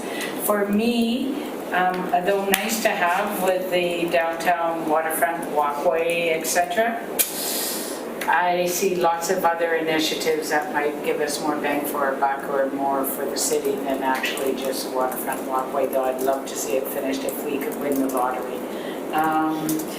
But I also want to make sure that, and I know it's in budgeted for already, but our drop-in center has been taking a very, very long time. And I just feel there's a real urgency around the drop-in center and whatever we can do to focus on our social issues. Councillor Armstrong. Well, I think it's great that we're working a lot on the environment as well, but we have to remember out of our recent court decision that it belongs to the province. So anything we do on that, we have to remember that it's going to have to go through the province because that's not one of our community charter doesn't give us the right to work on the environment issues the same way it does with the province, and that's what the Victoria Court of Appeal, or the Court of Appeal decision was. So anything we do along that, we have to be very cognizant of if we're creating bylaws and stuff, it's got to go to the province before we can do any of that stuff. So that's one issue. Second issue is I'm very concerned about the capacity of our staff. We have so many, I've never seen so many requests for business cases and stuff going to our staff in my 2 years, realizing that they're overworked. So I think we have to be really cautious when we're making all these motions. That's why I would like to hear from, and we did hear from Mr. Rudolph, that our staff is over capacity now. So we're going to have to decide which are our important priorities, because they can't work on 10 priorities when you're one person. And that's what we're doing to a lot of our staff. And I think we have to be really cognizant of that, and I think we have to figure out what is our main priorities, and maybe hear from Mr. Rudolph which departments are overburdened. Like, I think it's a very valid point. Like, we hear from staff, we see staff getting tired, and I think we have to be really cognizant of that. So that's something I would like to see. If we're going to do this, do we have the staff capacity to do it? We have to have an honest assessment, because if I've got 5 things that I want to put to Mr. Lentz or Mr. Hardy's department, do they have the capacity to do it? It's nice to want to do it, but we have to remember we have very limited staff in some of these areas. So we're going to have to really figure out what are our priorities. Same thing when you talk about we want to register vehicles, there's a charter issue there. I mean, you don't have the right to that information, and I can guarantee you there'll be fights on that.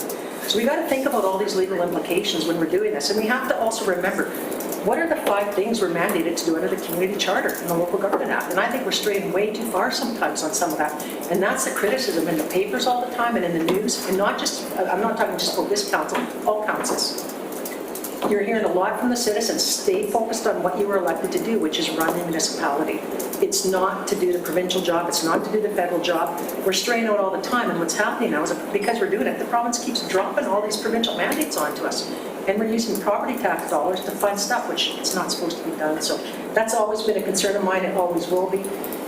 And for me, like, I'm fine with, whatever people say, but I think we've got to be cognizant of those points, because we could end up find ourselves up in court too, and we're tied up in the dollars involved. When you start adding consultants, most consultants I've seen from the city is over $100,000. So you start adding those on, 10 consultants is 1% tax increase. So we got to really think about all that kind of stuff when we're making these decisions. It's great. Like, I got lots of projects I'd love to do, but they're not feasible right now because we don't have the staff capacity, and I'm not prepared. I don't want to do over a 4% tax increase. We're already at 3.6. I'm very cognizant of that. We did a big increase. There's a huge increase in user fees. There's a huge increase in all of that stuff.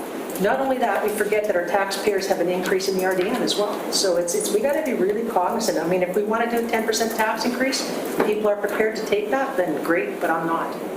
So those are my thoughts. Thank you. Councillor Thurber. Oh, thank you, Your Worship. So first of all, I really think this is a great session where we can put ideas and opinions and thoughts on the table before we consider any motions. So I think it's really valuable. Thank you. To Councillor Bonner's comment earlier regarding going through the budget, I was not on council when that exercise was done, but I was on the Parks and Rec Commission, and I sat through those sessions, or most of them. I couldn't handle all of them. It took 3 full days, and I don't know what councillor you spoke to, Councillor Bonner, but I spoke to 4 afterwards who said it was a total waste of time. So that's my take on that. It was not time well spent, but we can disagree. For me, I think the motions should come after deliberation by groups such as committees or task forces. So to take Councillor Hemmons or Councillor Geselbrock's ideas, I think they're great ideas. But to me, that's sort of jumping the cart before the horse. We're setting up an environmental committee. They might come up with a number of really good suggestions or ideas that we could focus on and put money and resources to. And those recommendations would then come to council and we can approve them. But after the committee has had a chance to look at a whole bunch of ideas. We've got the homelessness task force, which is, I'm sure, going to come forward with some recommendations which will have money attached. And those will be recommendations, again, that will come to council, and we'll have to yay or nay those. So I think that's the process that I certainly prefer to see used. And I admit it takes longer, but I think it's a healthier process. I also point out that we seem to be talking a lot about one of our pillars today, which is an important pillar of the environment, but we have other pillars too. And livability, I think, is one that we've sort of addressed, but I think there's a lot of ideas there that are worthy of motions and having money attached to them.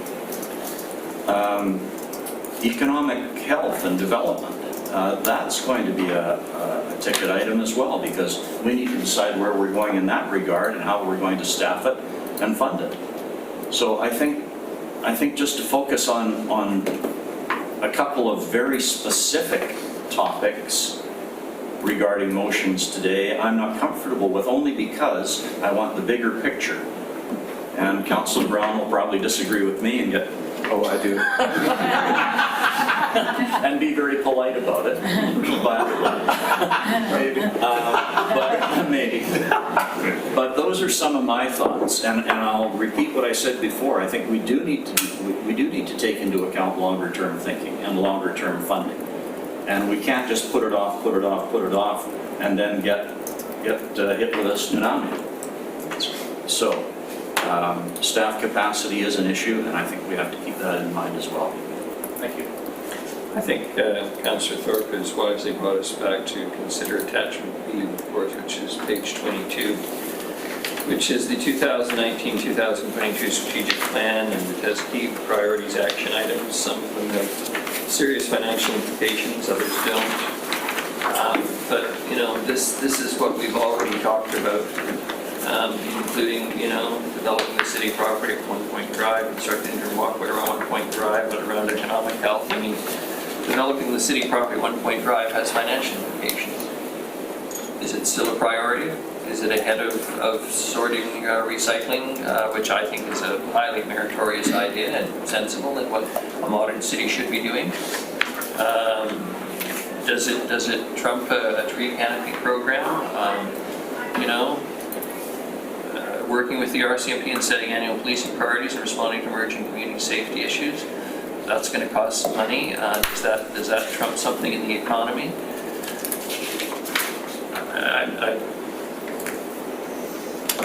I'm always impressed by everything that comes out of the mouths of everybody around this table, and I say that quite sincerely, because it all comes from a place, I think, of good intention and interest in the city. But at the end of the day, as Councillor Thorpe has pointed out, we do have a limited amount of dough.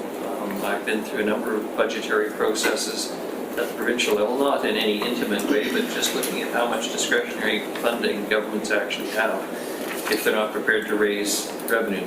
And as Councillor Brown nodded sagely a few minutes ago around the tax increase, I mean, 3.6 next year is 3.65 this year. That didn't go over exactly. I don't think we all got a lot of phone calls saying thanks very much for the 5% tax increase.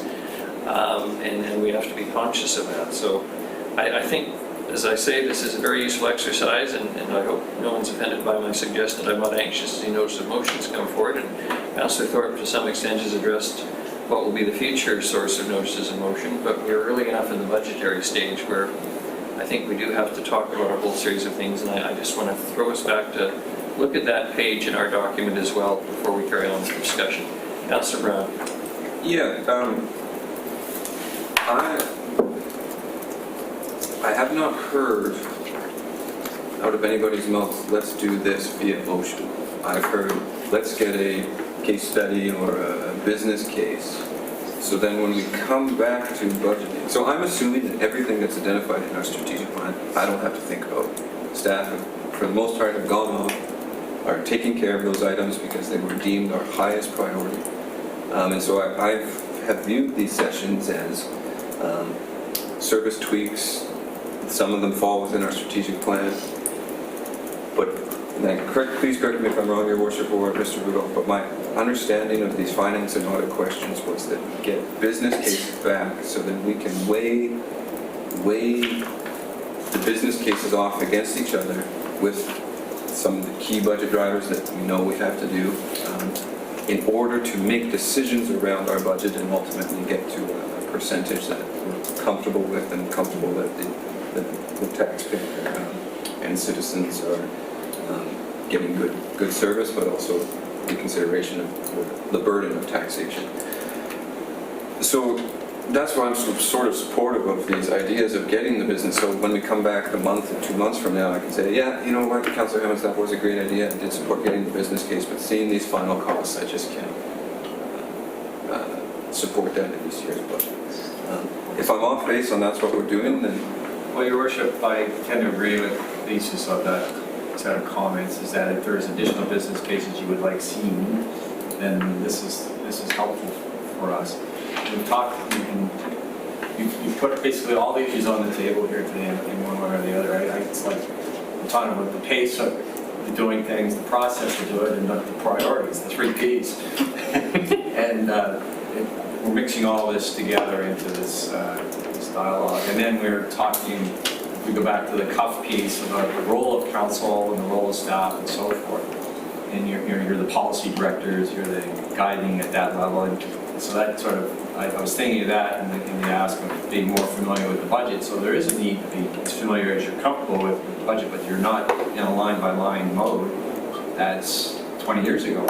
When councils did that. They don't necessarily do that anymore, unless you don't have the confidence that staff are doing that for you. So I would suggest that if that's a directive of council that you would like to be more familiar with it, we can certainly package that. In fact, we can give you the entire document. To spend days going through that, you may not find that useful. But we need to get you to a place where you feel generally comfortable. And with that, and that could be part of the process. So as far as capacity, I think we are in certain parts of the organization certainly at capacity. You know, seeing Mr. Wells here today reminds us that we have $3 billion worth of assets that we're managing on a day-to-day basis. We hardly ever talk about them other than when we ask for a budget change. So a lot of work going in. A lot of the ducks are paddling hard under the water to keep all that stuff going. And the same with the huge programming that goes on with the Parks and Recreation Department that we almost never receive complaints about. There's a lot of heavy lifting going on in behind us. So it's a lot of those things. That's what we do. But we're talking, in addition to that, what can we do? And in addition to that, maybe we're looking at things through a different lens, a paradigm shift, a bit in terms of how we, and certainly the council said all those things. So I'm thinking of all those things as I hear these. So I agree with Councillor Brown. That was the way I was approaching this session. If it was either it's by motion or just by general conversation, it's all helpful, and we will interpret that and come back to you with what we understand you're hopefully heading in the right direction in addition to the strategic plan. And I asked for that to be attached. It's just to remind us that we do have a fair number of heavy things in the queue. But pace, priorities, and process are sort of the 3 things that came to mind. I think there's an anxiousness to get on with it quicker than the process may have us do that otherwise. So those are 2 schools of thought that maybe we can have it both ways. We've heard of a quick way and slow hanging fruit, and I think there's an attempt to do both. But we are in for the long haul. And I think we've already hit a tsunami, to be honest. We are there. It's various reasons over a number of years have led us to a place where we feel that we're put in a difficult fiscal position to move forward without making hard decisions. Maybe I said too much there. That was one line. That was one sentence too much. One line too short. Councillor Curley. Thank you, Worship. With regard to process, I'm in agreement with Councillor Thorpe's notion that notices of motions without being vetted first through a committee or a task force, I don't think are appropriate. I think we, for the most of us anyway, campaigned on transparency, and the fact that we're just making notices of motions without allowing for transparent forethought prior to them through whether it's a committee or a task force, however we decide to apply it, is trying to bypass transparency in my opinion. So I'm in full support of Councillor Thorpe's suggestion. The only other thing that I've been thinking about, which is really not budget related, but it's more process related, is at our meeting on Monday night where Councillor Bonner had was it 15 questions? Whatever it was. 3 pages. 3 pages. I'm wondering what the legal process would be to allow councillors to have access to those questions prior to the meeting, so we actually had a chance to look at them. And I don't know whether I know that's not a point for discussion here probably, but I wouldn't mind an answer on that because it would have made things a little smoother, I think. That's my 2 bits worth. Councillor Gesselbrock, then Councillor Bonner. Thank you, Your Worship. Through you, I think with this process, there's a couple things that come to mind. First, I think with the big picture on this budget, I think it's very clear that there's not a lot of wiggle room.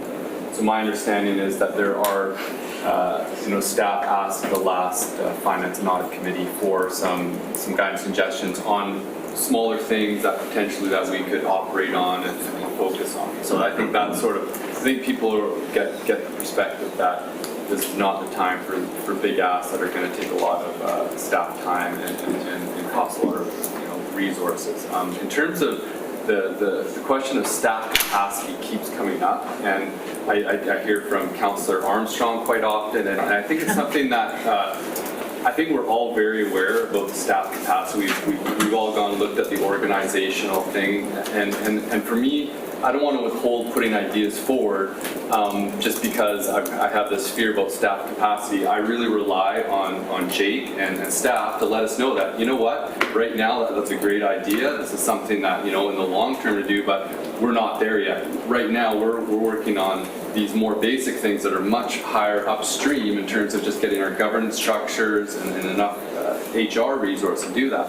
I'm fine with that, but I would like to hear that from Jake directly or from any other staff, because hearing it from councillors over and over again on this is it's clear where it's coming from, and I think that the message has gotten across, and I know for myself, I'm very aware and concerned about staff capacity and don't want to be overburdening anybody, because I do know the amazing job that everybody's been doing to holding the ship together and getting a lot of incredible work still done.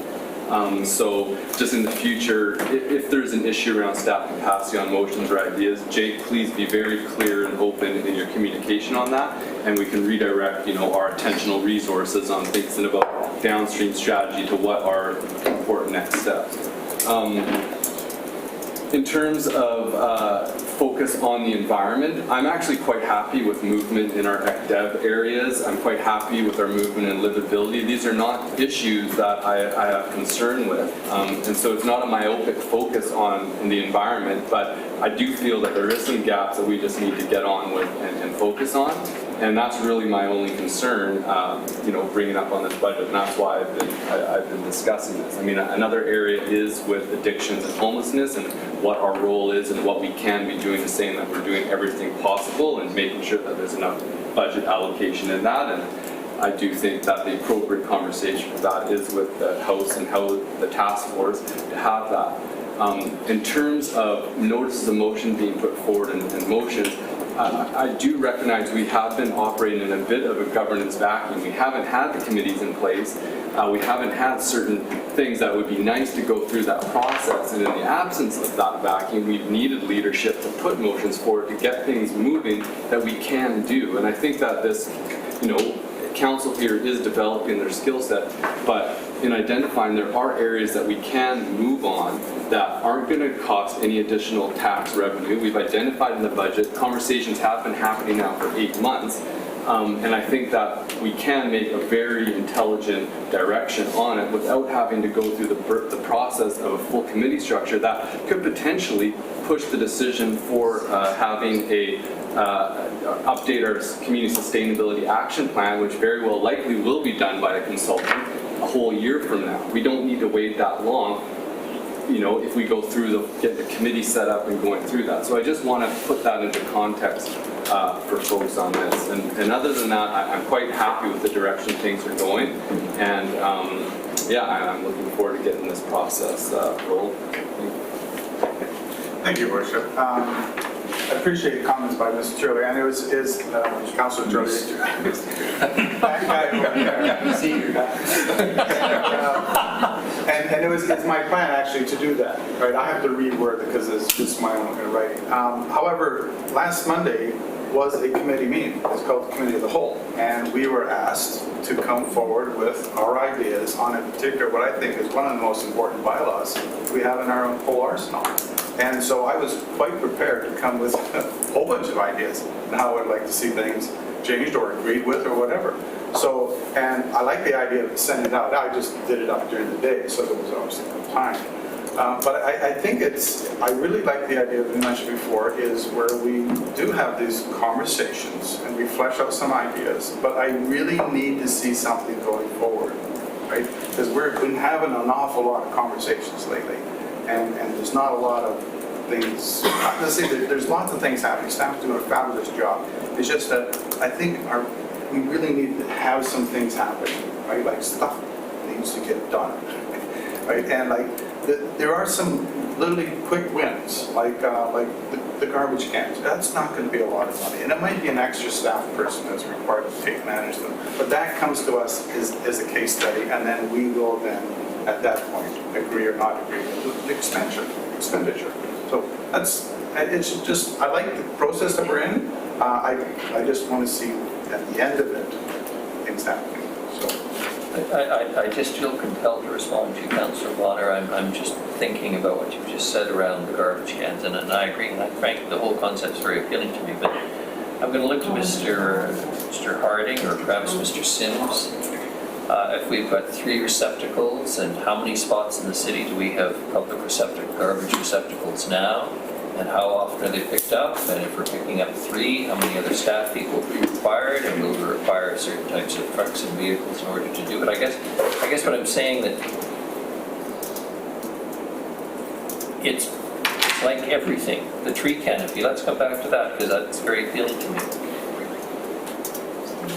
So is the staff person who's going to look into this, are they going to consider what other communities have done so that there's a research component to it? Are they going to consider what types of trees? Are they going to consider trees suitable for certain climatic zones in the city? Are they going to consider whether it's productive trees that have a long-term economic use in terms of fruit producing, et cetera, et cetera? Is it, I just throw that up. What I'm saying is every time there is an idea, it is complex, and as Councillor Armstrong pointed out earlier this morning, if we're not, to use the phrase that gets beaten to death lately around the world, if we don't stick to our knitting, does it have legal implications in terms of our authority to do so, and are we capable of being challenged?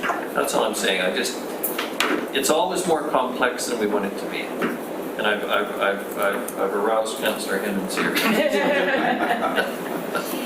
So I think you make a great point. The idea that we can have quick or easy wins is probably not as realistic as we paint it because there's budgets, there's human resources, there's capacity issues. So the idea that we could just put more flowers downtown and call it a day, it's not our job to think through the details of that. That's staff, right? So we bring the ideas to the table and staff tells us whether it's possible, how much it costs, what trees do we plant, does it require staff, et cetera, et cetera. So I think that's my read of our last conversation from Mr. Rudolph, and I agree with Councillor Brown on this. A case study is simply that one-page document. We had a number of them examined during last budget process where we said, okay, we have enough money to fund one position, and these are the 2 we need to choose from. And you kind of weigh, right, based on what staff is giving you. And I kind of see these case studies as also that. I'm not talking in-depth report of pear tree versus apple tree. I'm talking about if we're looking to increase the urban canopy, what would be required? What are the human resources? What is the staff capacity in that department, et cetera? So I take your point and I agree with it, and I think the case study is the answer to that. And it's simply a one-pager where we get to, when budget comes around and we know, I'm not going to use the M word, but when we know we have very little resources, we want to be very strategic about what we choose to do with them. And the case studies are going to let us make that informed choice. With respect, I'm going to exercise the right to be cheeky and say when I buy the liter of maple syrup, any idea how much they had to boil it down to get it to the 1 page, so to speak? Exactly 3 liters. That's my concern. Councillor Armstrong. I was just going to say the same thing. It may be 1 page for us, but it could be a 3-month project for staff. because they got to go through all of that because budget is huge. Maintenance of the trees, who's going to maintain them? I mean, we have one of the highest tree canopies in BC. I think actually we are second or third. I mean, I agree with getting more trees, but then the question comes in who maintains them, who looks after them, like you said. So I think that's something we forget about, and that has to go in the reports. They got to do all sorts of research. Like, we think it's simple to do a one-pager, but it's actually not. Now, the good news is there seems to be general agreement. We went like a tree canopy policy. So we're moving forward. It's a process. It's true. So if we don't want any case studies, then what are we doing here? No, I'm not saying that. I'm saying that if we have a case study for all of the ideas that we're throwing out is all I'm trying to get at. I'm just asking us to look at the big picture, because it says up there council direction. Staff is looking to us, as are the citizens of Nanaimo, to give direction around things, which usually resolves itself down to a question of priorities. So that's really what I'm trying to drive at this morning, that there may be some quick wins, and to go back to what Councillor Armstrong said, we have a number of plans already in place. Sutton Buffet was an example. Where we have the work done, it's a question of budgeting and whether we wish to proceed with it. Won't require new studies or new staff time particularly. Are those things we want to talk about more? Is it newer concepts, etc.? Worship, we're in the middle of a conversation about process and how council does its business, and this is part of you almost need a retreat for a day to talk about a lot of this stuff. We've got other things we need to present to you this morning, by the way, on reserves and that type of thing. And so again, we have, of all the topics that I heard, the one that struck me as possibly the biggest was this community sustainability plan, advancing that by year. That is a significant move. That is a wish that might be something that needs a motion, or if that's a direction. A lot of this is just ideas, and we talk about capacity and so forth. There are certain places in the organization where I'd say that would be true. Certainly at the more strategic level, where council's at, and where some of the senior management team is focused on it, there is a capacity challenge there, because there's so many balls in the air and so many things there. So I would argue that that's an example, and I would suggest bylaws is another area where we are really tapped out because of all these issues that they're responsible for with homelessness and so forth, and we can understand that. But generally speaking, we're optimizing our delivery of services as best we can. So when blanket is to say that we're overworked over the organization, I just say that we're working the best we can within our system, but certainly on the strategic side, this is where some of these topics are more strategic. There can be an argument that we only have so much ability to do a good job on so many things. And I use the policy side of the planning department as an example, where we're trying to balance two major initiatives, the housing and homelessness task force and the startup of the OCP review with much of the same set of staff working on that. So there's a bit of a balancing act going on there, and it has affected our startup of our OCP. That's just one example. I'm just using that as one example of trying to balance it out. So I'm not sure how you want to move forward on this, because it could continue for quite a while, and maybe you need almost more time where you're just talking process, period. Maybe that's what today's about. We certainly booked it off till 1 o'clock apparently, so we can stay that long. My expectation was that this was not going to get completed today. Councillor Gesselrock? Thank you, Your Worship. I think that the question of staff capacity would be a great one to get into the weeds, and just sort of that council is very well briefed and aware of the pockets and what we should be aware of. In terms of the OCP review, I'm feeling of the mind that we do have a lot on the plate, especially in the planning department with the homelessness and addictions and all that's going on. The rush to get the OCP review underway maybe it's something that we can look at and just put the brakes on a little bit and ease into it. I personally don't feel a huge rush to get it done with all the other stuff going on, and maybe we can look strategically at the timing of this.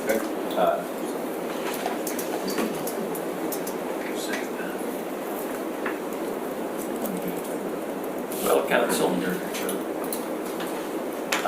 it's 11:10, as Mr. Adolphs pointed out. We have the reserve presentation to go through. Ms. Mercer, what do you think that's going to take in terms of time? We have a couple more slides just to talk on the waterfront walkway because it is a big project that impacts quite a bit of funding. I'm sorry. I thought if you want a nuclear explosion there, we just hit it.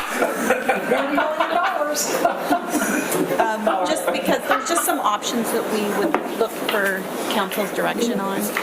I think that may be a wise suggestion. Give everyone a moment to reflect as we take a stroll down.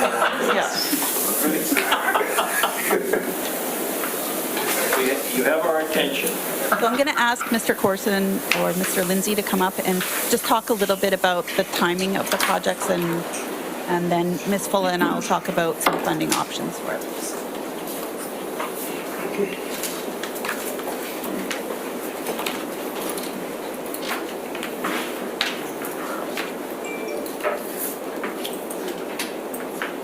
Yes, thanks, Your Worship. So I just want to give you, again, I think most of you are familiar with the project, but I just wanted to give you a brief overview of how we've laid things out for you. And I've certainly heard some things today which I think I'd like to clarify as well. So, so the idea for the Waterfront Walkway project is to build this continuous walkway that's multimodal from Departure Bay to the estuary, 13 kilometers in length. And the idea is it's implemented over a period of 10 years or longer. And the challenge we've had in the past with walkways is one of our biggest assets, but we've never actually had a plan on how to implement it. So we've piecemealed it, and then it sits still for 10 years and nothing happens. And through the process we went through, and 2 years ago, the public we had a huge turnout. It was probably one of our biggest public consultation events we've had, again, while I've been here. And the public feedback was very positive on the project. And what we did through that process was we asked the public to say, look, we can't build this all at once, it needs to be built in phases, so where should we actually focus? So the plan we presented to you represents the focus that the community came back with, where they said, we want you to focus on Departure Bay first, and then work on Newcastle Channel to downtown, and then head south from Assembly Wharf to Living Forest. So those are kind of the three main phases you see which have the most significant expenditures. And currently, we're undertaking a feasibility study for the Green Shores approach for Departure Bay.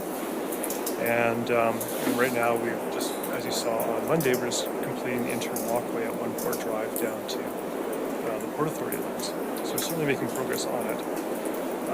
This plan, we've worked with engineering and with finance to come up with something which is really largely based on borrowings. It doesn't actually have a direct impact on taxation. So I hear lots of comments around the table saying we can't do this project because we have no money for it.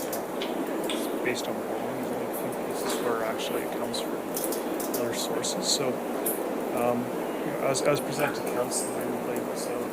We feel this makes sense, and we recommend proceeding with this as it is. There's specific sections of it. I can take you through each of the projects if you want, but a lot of it is about getting the Departure Bay section done first, then moving into the Halliburton section. In between, we finish off other pieces as they come up. There's opportunities to leverage pieces like the Gabriel Ferry Terminal.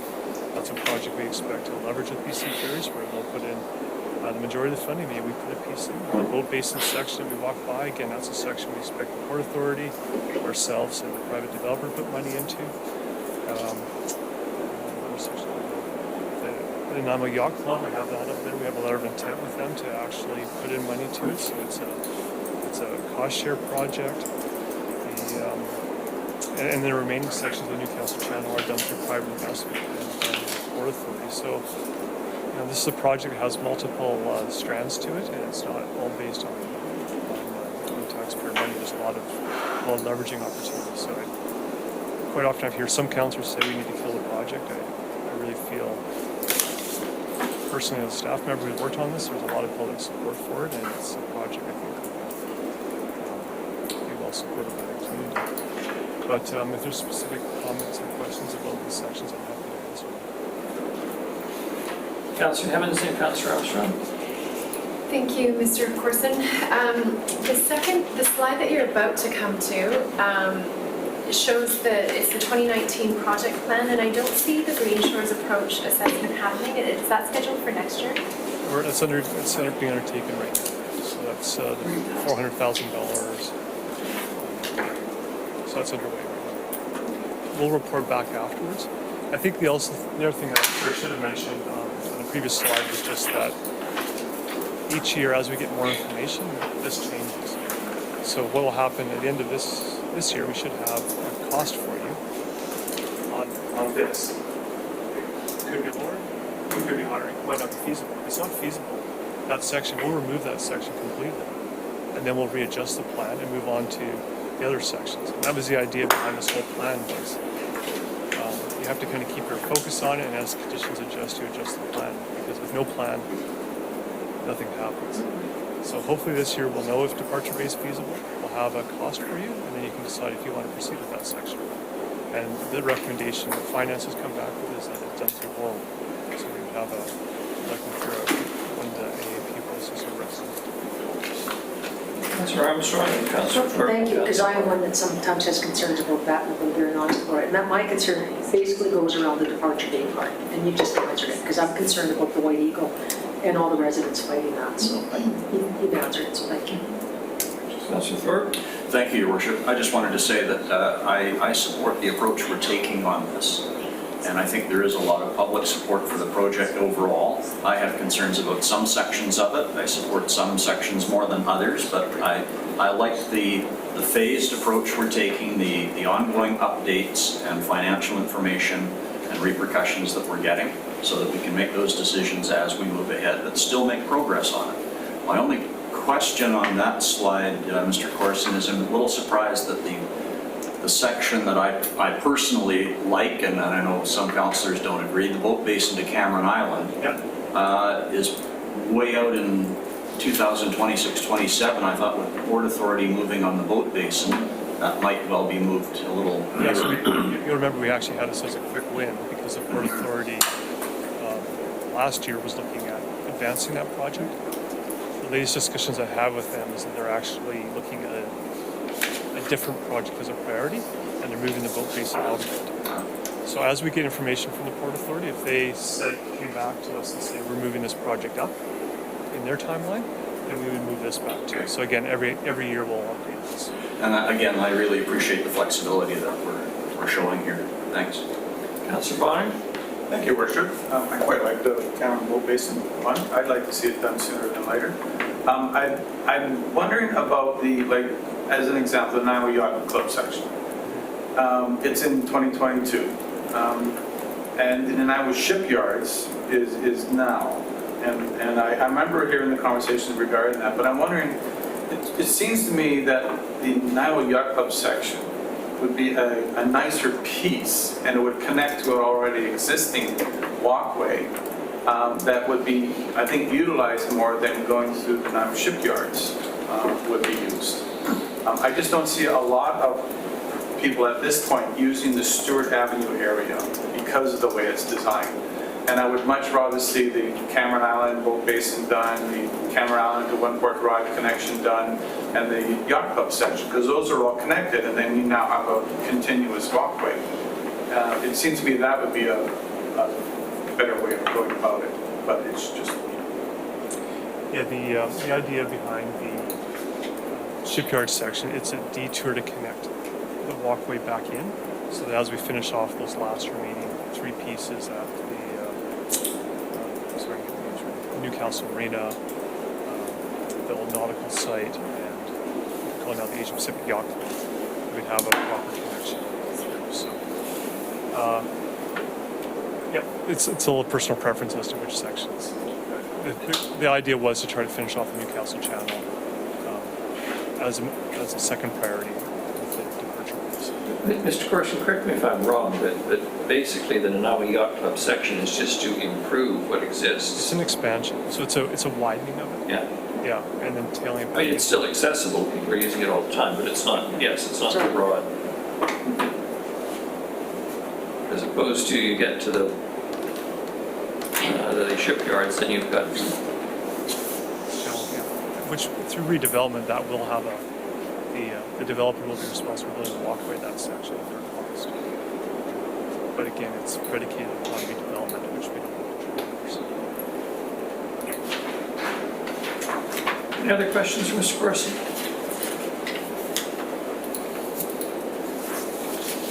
Thank you very much.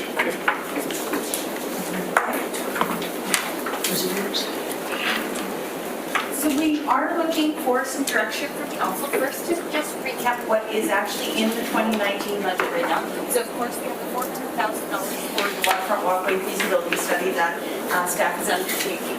We have number 1 Port Drive, which was completed. We have design money to move ahead with the yacht club section. And then we had some budget in for some other sections of the walkway. That was contingent on boring, so of course we can't move forward with those sections until we had electoral approval, and we're using some community works money. So these projects here are all rebudgeted in the previous slide that you saw. These funds would not be carried forward, so the money you see allocated there from the community works fund, that will go back to reserve to fund future projects, and the plan will be adjusted as you saw on the previous slide. So what we're really looking for today is direction from council on 2 things. What you would like to see in the draft plan that we bring you, and then we have a couple of financing options that we'd like to talk about. So really the first part is you have sort of 3 options. You have the draft plan that the council staff has presented to you. You could accept that it is as the way it is, and we'll put it in the draft plan that we'll bring back to you in November. You could review and select the priority sections, so if you wanted to make some changes to the timing of the different sections that staff have prioritized, or your other option would be, at this point, to remove everything except for the Nanaimo Yacht Club, because we do have an agreement with them on that section, and wait and revisit the waterfront walkway once the feasibility study is completed. Councillor Armstrong. I would like to go with staff's recommendation for the simple fact they've been there throughout the whole process. They've listened to everybody. I have my own concerns, however, they were addressed by Mr. Corson, that they will be addressed as the program goes forward, which is his way equal. So I think staff understands it much better than we do. I think they've been involved from day one. They know where the dollars are coming from, how they can switch them. So I'm in favor of the staff plan. Councillor Thorpe and Councillor Hemmings. Thank you, Your Worship. I tend to agree with Councillor Armstrong. I mean, I could say, well, I want to make a certain section a priority, but it might not make sense. And I'm thinking, for example, the harbor section.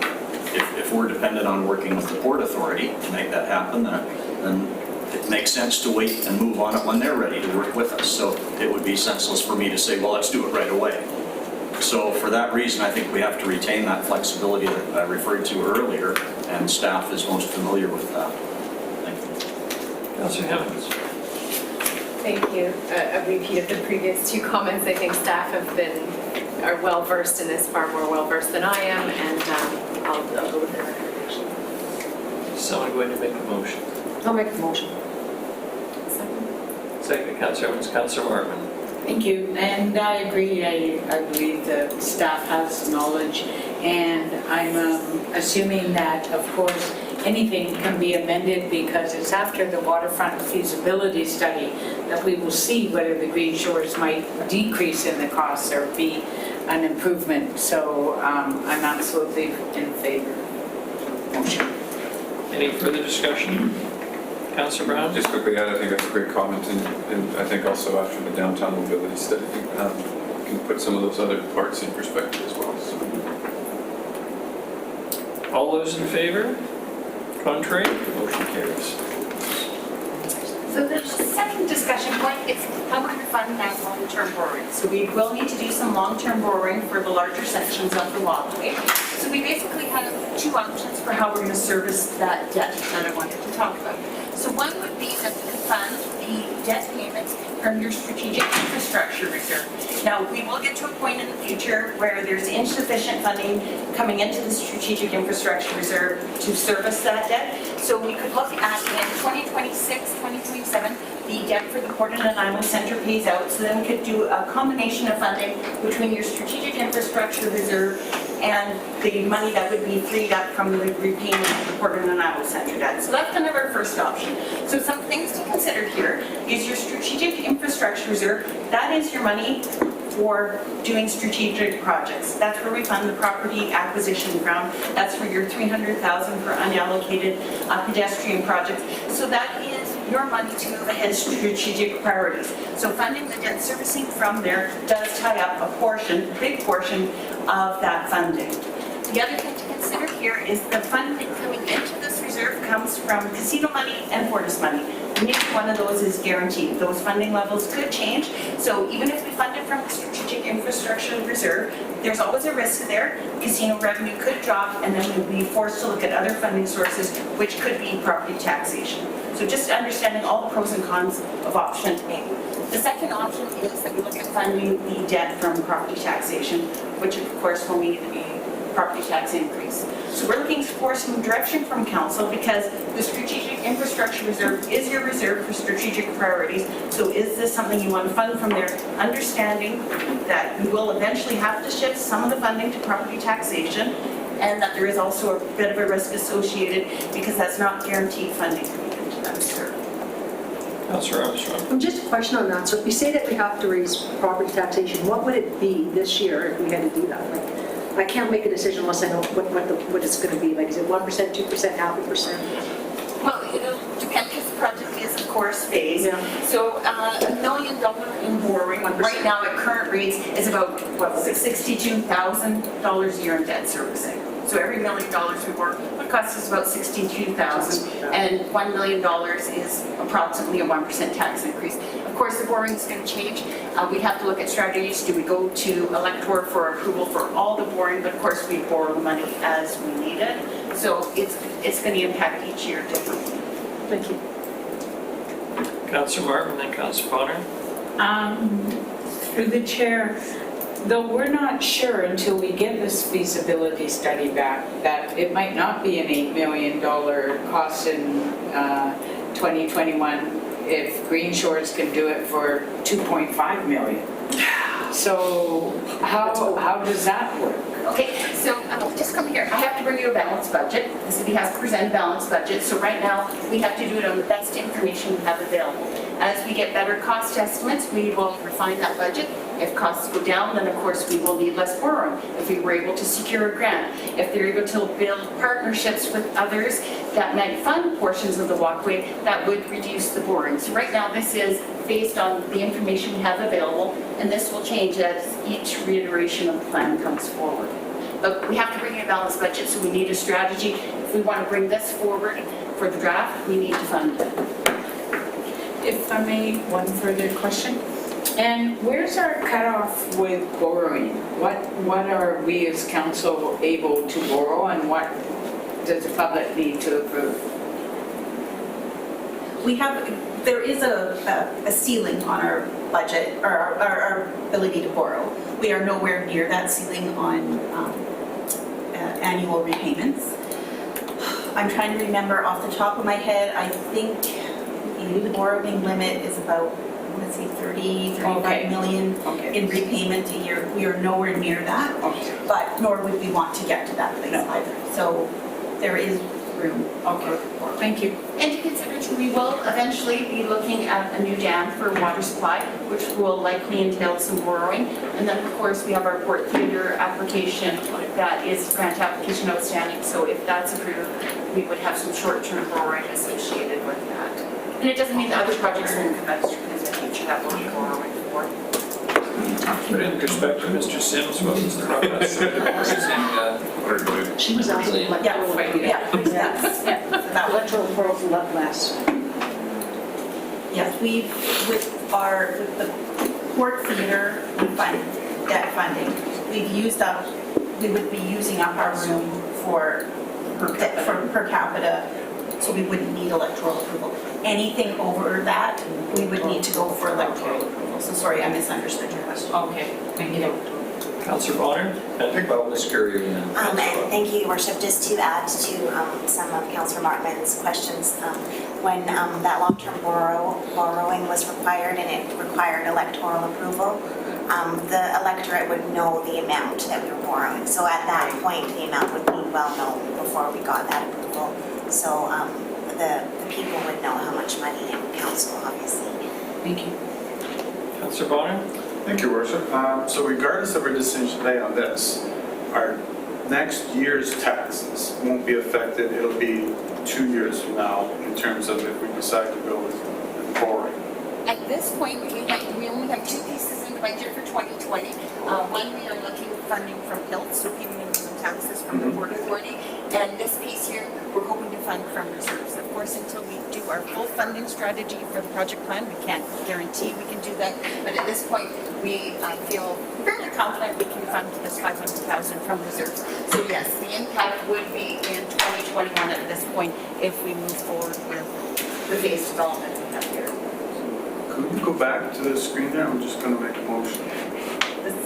Which screen? Sorry. This one? Nope. That one. Yes, I'd like to make a motion that we implement debt servicing from property taxation.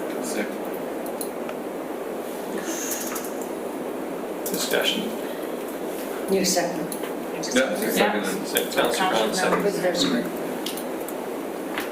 Armstrong. Yes. Councillor Bonner, it's your motion. Oh, sorry. Thank you, Worship.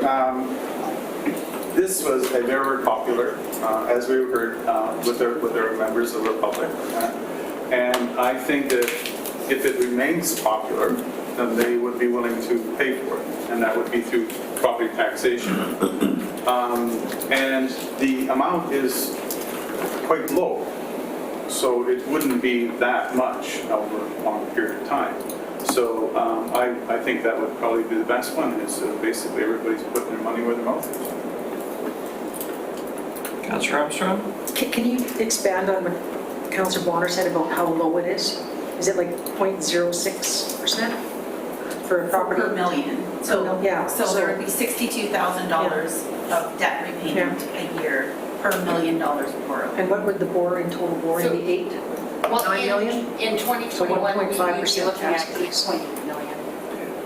So would that be a 1.5% tax increase? That would be a 0.25. No, it's not. No, I think it would be more than It would be 8.5 times 62.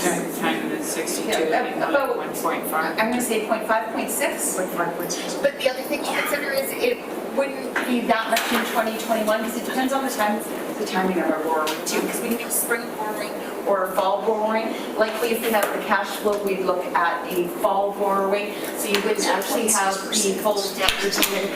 It would hit more in 2022. It would be a smaller impact in 2021 with the bigger impact in 2022. But what you would find is every year as we do additional borrowing, there's going to be a property tax increase associated with the additional borrowing. So just to clarify, so that would take us up to 4.1% or 4.2% this year already for property tax for the deal? No, 2021. Next year. Next And 2021. that rate is quite low.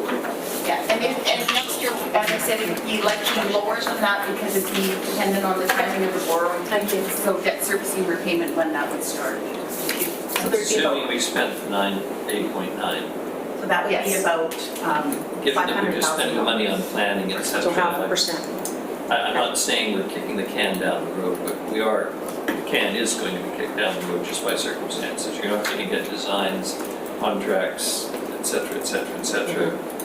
Your Worship, just thinking of this, and I think we've actually talked about it internally as well, in addition to this project, it's quite possible that other projects will emerge through the Parks and Rec plan, the facilities plan, and that type of thing. So just be mindful that at some point in time you may be presented with opportunities to do more of this, or the need to, if you're going to replace or enhance facilities. And the facility list is a great example where we've got ideas about the South Community Center, the Public Works Yard, the police station, you know the list, the curling rink, Departure Bay facility, all, maybe other ones, maybe just some upgrades. So look, might be other projects that find their way on the table for conversation sometime in the next 2 years. Just reminding you of that. I think Councillor Cummins, did you have your hand up? I did, thank you. A clarifying question for Councillor Bonner. I really understand your point about asking people to pay for what they said they want. But is there also some strategy for you in reserving funds in the Strategic Infrastructure Reserve? Just if you could explain your full rationale, because for me, option A seemed like the easiest, given that we don't know what's coming. And I think that's the key point here, given that we don't know what's coming, and we don't know if that's going to be the amount. All I'm saying is that we put a 0.5% increase on next year's budget, right, which is only at a very small amount right now anyway, right? And earmark it for this particular thing. When these other projects, as has been mentioned, come up, we will still have our reserves, because if we do this now, we have to pull this up out of reserve and put it in the budget. And we will be deleting our reserves on something we don't even know if we're going to build. So I am absolutely kicking this thing down the road, right? And to me, that makes the most amount of sense. Councillor Carr, thank you. Councillor Brown. Thank you, Your Worship. I support the motion. I think it's, for two reasons. I think it's more appropriate that it comes from property taxation overall, as Councillor Bonner has indicated. And I'm also uncomfortable with draining our infrastructure reserve for this project. And I also picked up on the comment earlier by Mr. Rudolph, and I agree with it, that there might be other projects down the road that we might want to piggyback some borrowing to accommodate. So I actually look forward to that conversation when we identify those possible projects. Thank you. Thank you. Councillor Brown, then Councillor Turley. Yeah, I second it, but I do support it as well. I actually think it's quite a responsible thing to do. It's not an easy decision, but I think it's a very responsible one. And I think today is a perfect example, although I had questions about the funding source when a project emerged that we were $350,000 short. But it's community work funds or that strategic, it allows that flexibility to make those decisions. I think relying on those funds for debt servicing would severely impact potentially this council, but also the next couple councils and the ability to make those sort of quick decisions, whether it's money for a farmer's market or money for these smaller ticket items. And coming back to your comment, and Mr. Corson's, this, it wasn't a project I was extremely thrilled about, but it's the one that I hear the most about. If you guys do anything, please go ahead with this project. And I agree, there's a certain willingness to pay for that project. So I think it's a responsible thing to support this. Councillor Turley. Thank you, Worship. Just a point of clarification on these loans. Is there always the opportunity to pay down the principal at any point, or is it a fixed amount?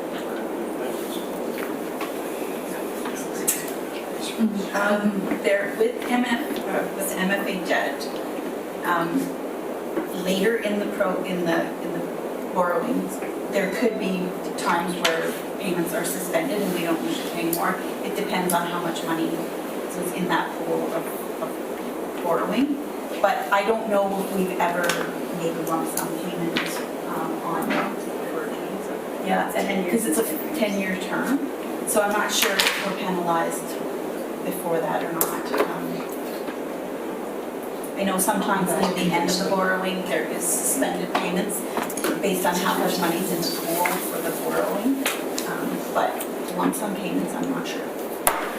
The only reason I brought that up is because it might make sense to go with option Councillor Bonner's motion if there was a provision in the future of being able to pay down $1 million or whatever, rather than going the other way around.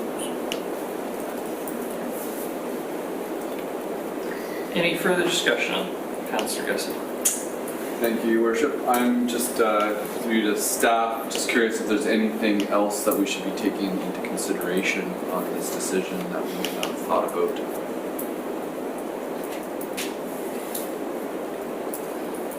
Not really. I mean, the balance, the trade-off is you have more money in your strategic infrastructure reserve to do other projects. Balance that out with the ability to pay from the property owners.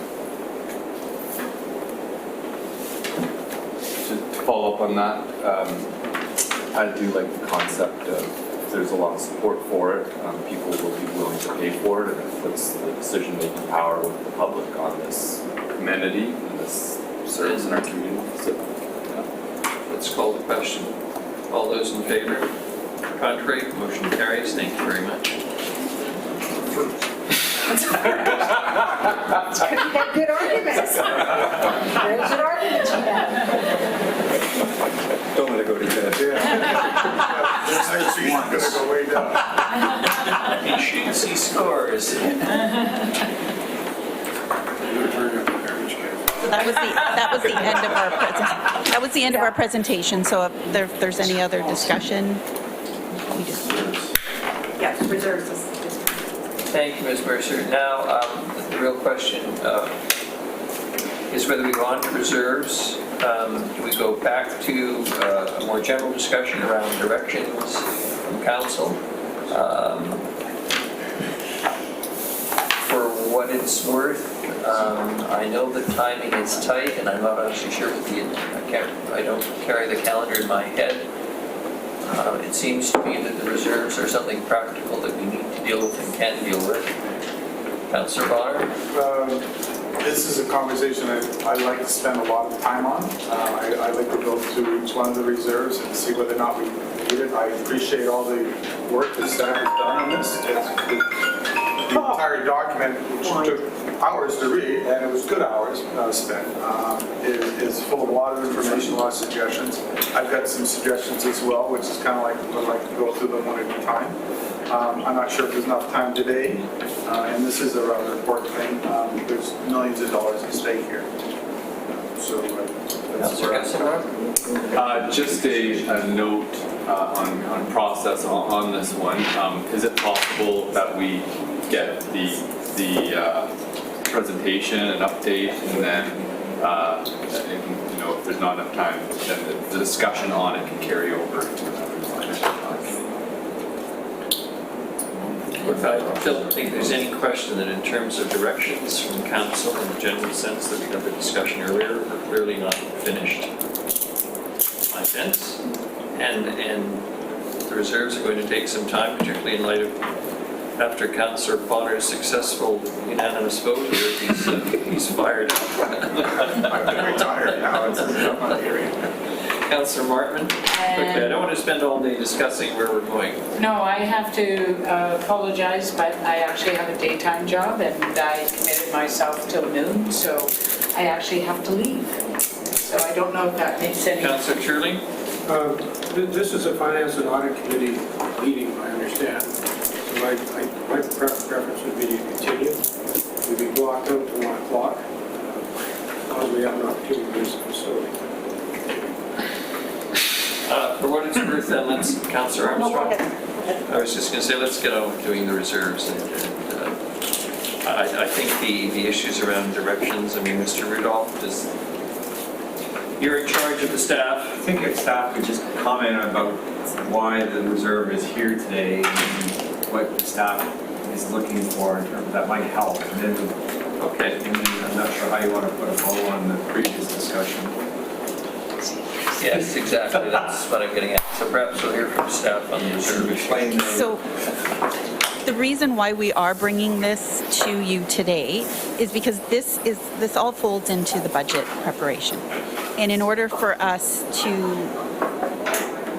fund the budget starting January 1st, we need to have a reserve structure for that. So in order to, otherwise we are putting this out for another year and we would not be able to make these changes until January 1st, 2021.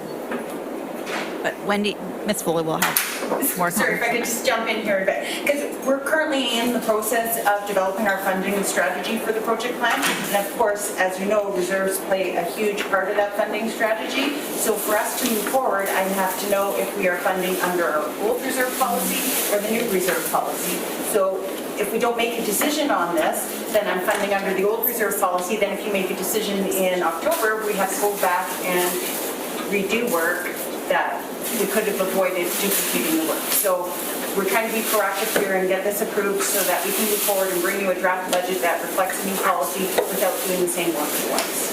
So if I interpret you correctly, the things that Mr. Rudolph would like us to put a bow on, how those would be funded if in fact we wish to proceed or not proceed with them will be somewhat determined by what we do with the reserves we have already. So it strikes me that we go with the reserves and talk about other newer, brighter, better things later.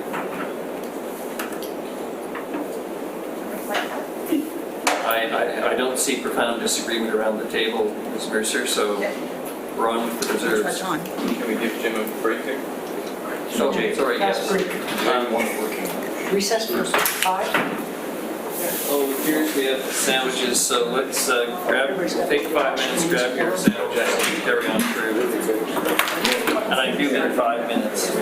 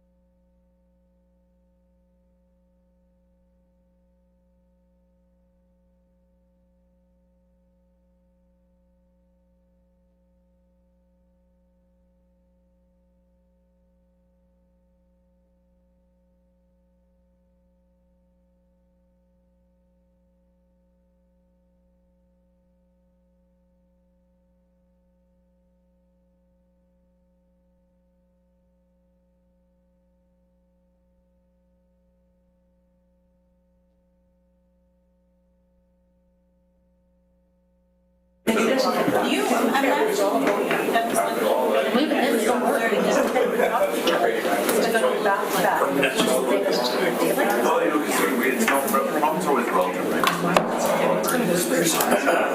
Ms. Mercer, if you're ready, you'll pardon us with our little full mouths.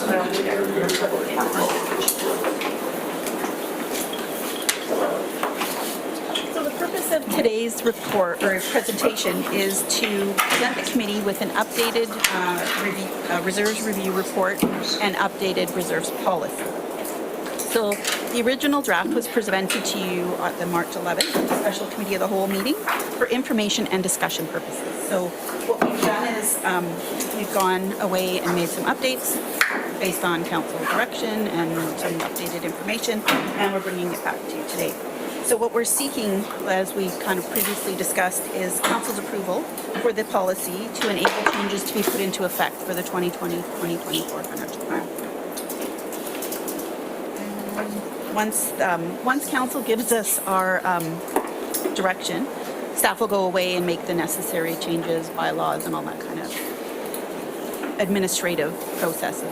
And each one of those will come back to you for approval.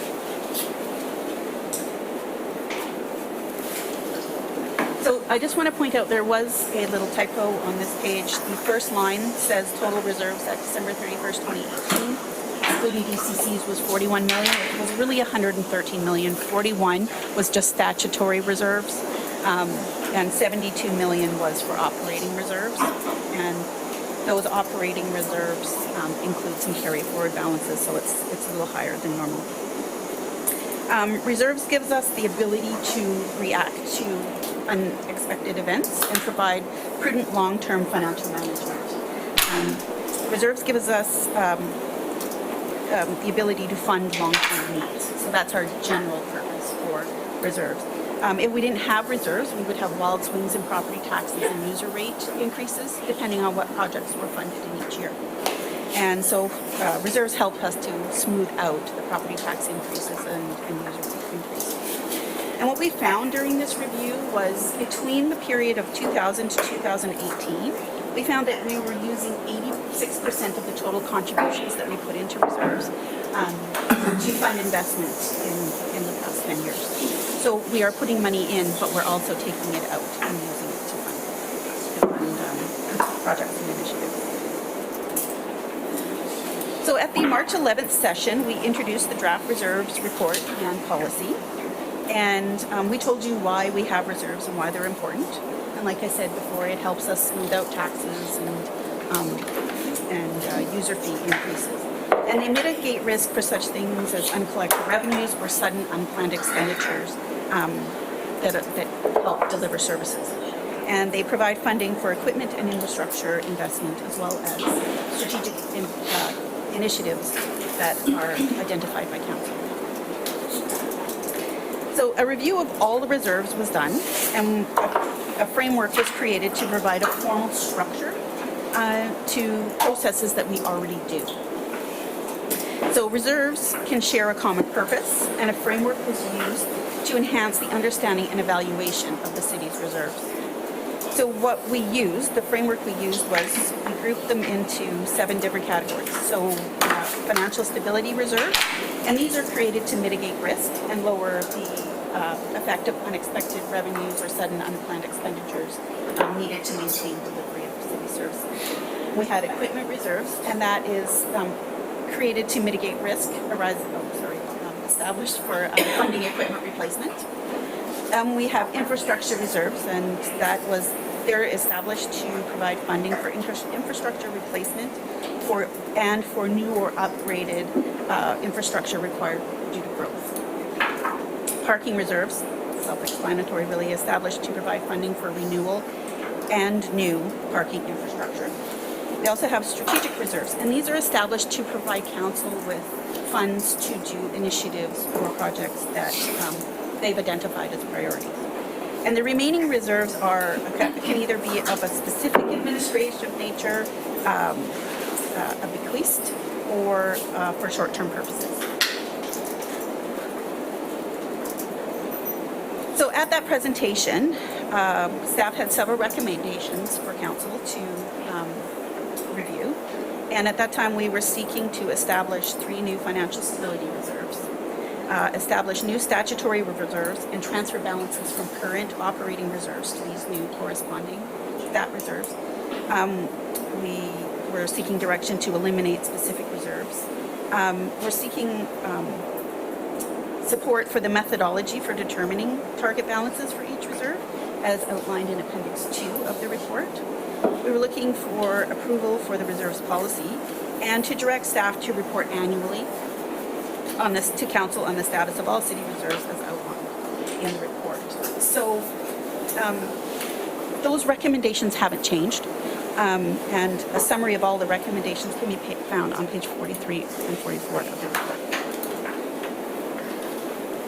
So update, what's happened since that March 11th meeting. So some of the changes that were made were probably the biggest change was at the April 29th council meeting. Council approved the creation of a new stat reserve and to transfer the balance in the regional emissions reduction reserve to a new emissions reduction reserve. So with the agreement for the regional emissions agreement that was made is no longer valid or in place, you as a council wanted us to transfer that to a reserve that we could use to fund city-only projects. So we've made that change within the report. With the completion of the 2018 financial statements, we updated all of the reserve balances starting at that date. We verified and updated the minimum target balance calculations. We nailed down all of the transfers needed to each of the reserves based on our recommendations. And once all of those things were done, we sent the report and the reserve policy to our external auditors for review and comment, and they were happy with the report and the policy and had no issues with it being recommended. So the appendices to the report were also updated with current information. So Appendix 1 outlined the reserves we currently have into the 7 categories I listed earlier. And it identifies what type of reserve it is and what the purpose was for. So if you remember, we have 2 types of reserves, operating and statutory. Operating are usually created through allocations of surplus, and statutory reserves are created through a bylaw and usually have a very specific funding contribution source. It also gives the projected ending balance of each reserve that we expect at December 31st, 2019. Excluding DCC reserves, we're projected to have a value in all of these reserves of $76 million. Appendix 2 outlines Just on that one point, you mentioned $76 million. I'm looking at page 13 on the report, and it says total operating and statutory reserves have increased from $70 million at the end of 2008 to 113 million at the end of 2018. How does that line up with that? And so the 113 is a little bit skewed because it includes carry forwarded balances from 2018 projects. So what happens is in those projected values for 2019, we're assuming that all of that funding is going to come out of those reserves. But in reality, some of it doesn't. So at 2018, we had projected that money will come out of those reserves, but not everything did. And we some of the general funding that wasn't used goes into reserves as well to fund those projects in 2019. So the 2018 value is a little bit elevated because those projects are still to be funded out of there. So 2018 assumes full funding of everything that we've budgeted, but in reality, it doesn't. The amount we have in reserves is $76 million. Projected at the end of 2019. That's what we're projecting for 2019. 2018, we actually had $113 million in those 2 reserves, those 2 types of reserves.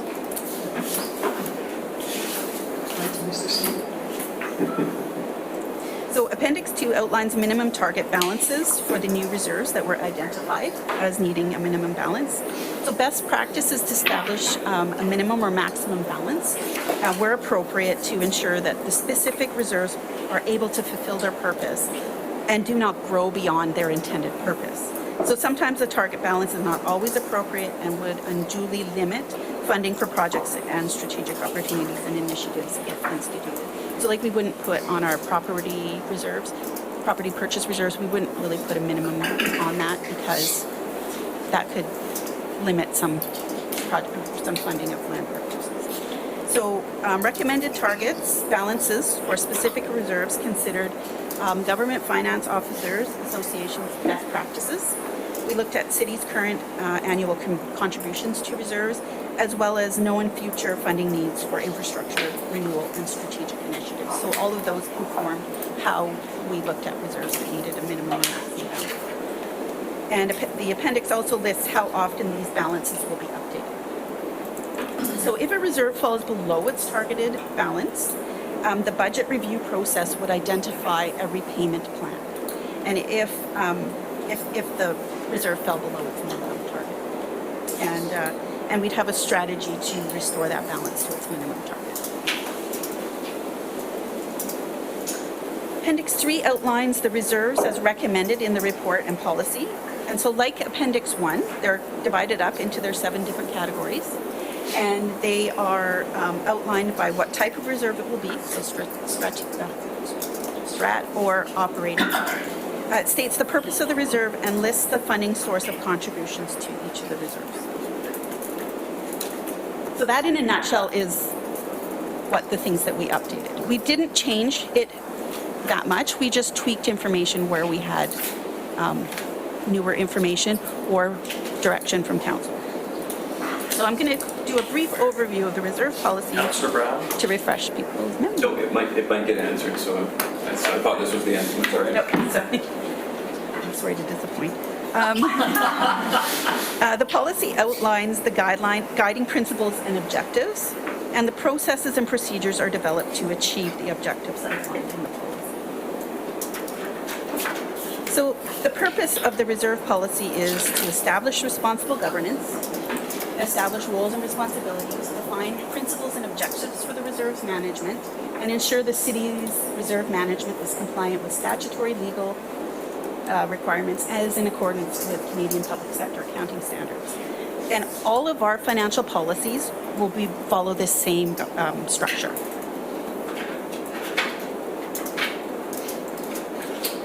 So the things that we considered when creating the reserves policy were things like affordability. And so for clarity, affordability means that the city will consider the impact on property taxes, utilities, and other user fees when implementing and managing reserves. So we will balance out what,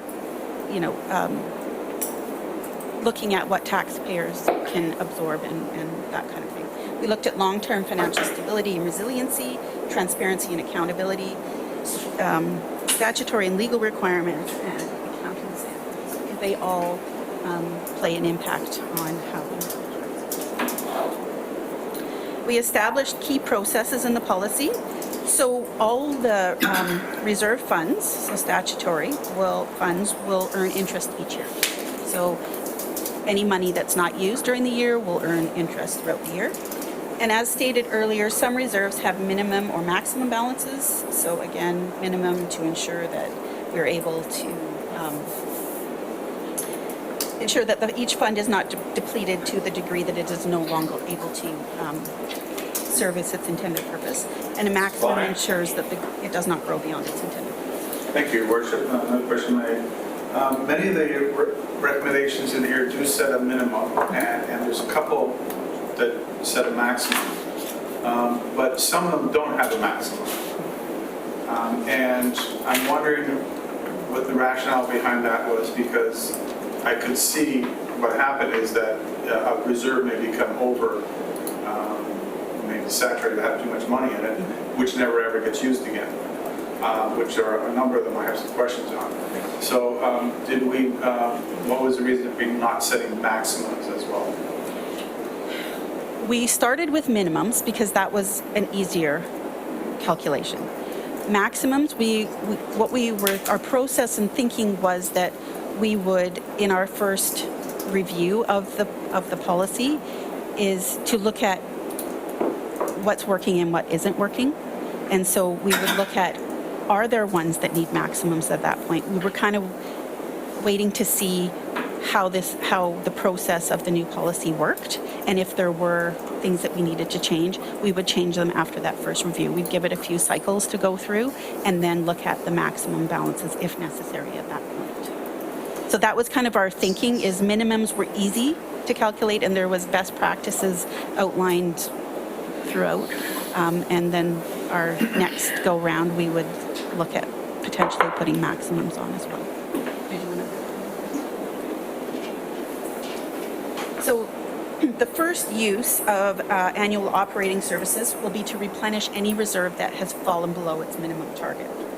So if it's not feasible to fully replenish a reserve in the year to its minimum target balance, a repayment plan must be developed within the budget cycle to get that reserve back up to its balance. And we will report annually on the status of all reserve balances.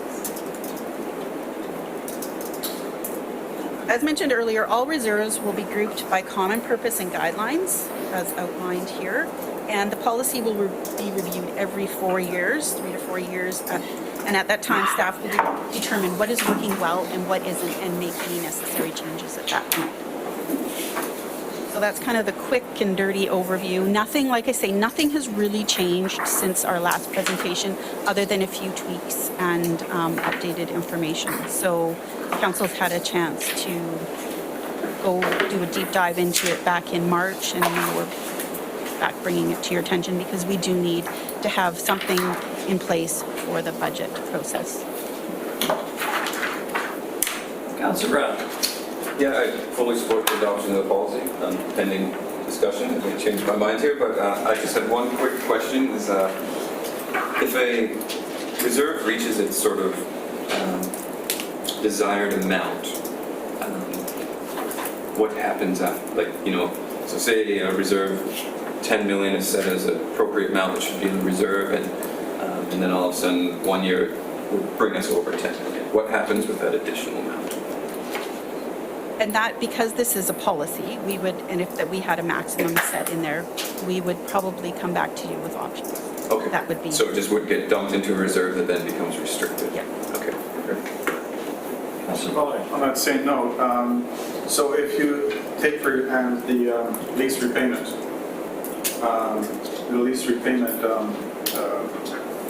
reserve, the lease renewal reserve for renewal or lease vehicles, is right now there's roughly $6.2 million in there. You mean the appreciation reserve? Sorry, got that one. There's so many reserves, I can't remember the names. So if we had set the maximum at a certain amount, say for whatever reason, $4.5 million, right? And there's $2 million extra in that, right? Can we then just transfer that into a reserve that would be used, that we could use, pull out of as we need, our financial stability reserve? Well, the equipment depreciation reserve is based on a plan of renewing all of our equipment. So I'm not sure we would put a maximum on there because we use it up, like it's constantly being used. Conceivably, if we set a maximum on a reserve and it hit the maximum, we could move it to another reserve. That one in particular, I doubt we would ever come to an amount. I've been watching that reserve, and in other words, that will continue to grow because each year, all the departments that have equipment are putting money into that reserve, and it has been growing. And so my concern here is that if we keep putting money into that reserve, right, and it continues to grow, and we don't use it all, that's money that kind of disappears. You may see it climbing now, but say is it 2020, we have a fire truck purchase. That truck will be purchased out of that equipment depreciation, and then you'll see that reserve drop, depending on what other equipment we're having funded out of there, whether it's a Zamboni or fleet vehicles or fire trucks. Fire trucks are very expensive, and you will see $1.5 million come out of there, just like that. I believe Ms. Fuller wants to say I think the other thing to keep in mind here with the equipment depreciation reserve is the contributions are set by the fleet rates. The fleet rates are reviewed annually. So if we were also at the point where that reserve had far more funds than we need, which is not the case because we have an equipment replacement plan for the life cycle of all our equipment, we would be adjusting fleet rates. So we would be adjusting the contributions going into the reserve because of course we don't want to overcharge for fleet vehicles. So I don't see us getting to that situation where we have far more money than we need. Those rates are based on a replacement plan that we have. And it's a life cycle replacement plan. You're seeing 5 years. We fund a 10-year plan and we have a life cycle replacement plan for equipment vehicles, and that's how we determine the contributions to that reserve. So while it may look flush if you just look at a portion of the time, we're looking long-term. And as Ms. Mercer said, we have some very expensive fire equipment that coming up in the next few years. $4.5 million. So let me get down to a smaller example then, and I'm looking at it from a policy point of view, what we do with the extra money. The photocopy reserve. Each of the departments pays into that one each year, and it brings it up to a level. We're going to set a minimum and possibly a maximum. My suggestion for policy is if we get to the maximum, the departments still pay in, but that money then gets transferred to our financial stability reserve or another reserve. Then we would most likely go and look back at those transfers from departments and adjust those rates. If we got to a place where we felt that that was flush enough to fund all of our planned replacements, we would adjust those rates that departments get charged that go into that reserve. So it's like the depreciation or equipment depreciation reserve, where we look at the rates each year. So the next question I have is if our budget is set to making these contributions, and say that particular reserve maxes out, so the contributions will then in theory go down to zero. What happens to that extra money that was already in the budget to be paid out? I guess if that happened, which I would suspect it's unlikely, that money, any excess would go into surplus, and then we would be divvying that up. Yeah, or, I mean, when we look at adjusting fleet rates each year, fleet rates, photocopter rates, they come from the water utility, the sewer utility, and then from general taxation. So in the end, if we reduce the fleet charges on a vehicle that's paid from the bylaw department, it impacts property taxation. It would go down. We would need less money for our operating budget. So I mean, each year we look at the rates for photocopiers, we look at the rates for computers, we look at the rates for fleet vehicles, and we're setting those rates based on what we need to fund our long-term plans. With some cushion, because there's inflationary increases, department might need a slightly different vehicle in the future that we weren't anticipating because technology changes in the 10-year life of a vehicle. So you also need some wiggle room so you can adjust to changing technology and changing ways of doing business going forward. Because we don't always replace like for like. That doesn't always make sense. Councillor Armstrong. Thank you very much. Really appreciate that. What I'm taking away from this, that if we get to a point where you think there's too much, you'll come back to us and see direction. So it's like a living document. You're monitoring it. When you see abnormal, it will be brought to council's attention. At that point in time, we can make a decision. Correct? Yeah. Thank you. This is a living We document. have found surpluses. I love having surpluses. Keep it going. Better than a deficit. Which we can't have. I know, but it happens. Yeah, just Better, it's a better problem to have. All right, Councillor Turley. I have several questions. I don't know if Yes. it's time to do it. I think we're into the question period. Okay, so Ms. Mercer's prepared, Ms. Go is anxious. okay, so first question is to do with the Brecken Boat Ramp Reserve on page 57 of our outline. It says recommendations retain this operating reserve, direct staff to provide additional information, and then consider eliminating this reserve. Does is that up to, why would we have two different options?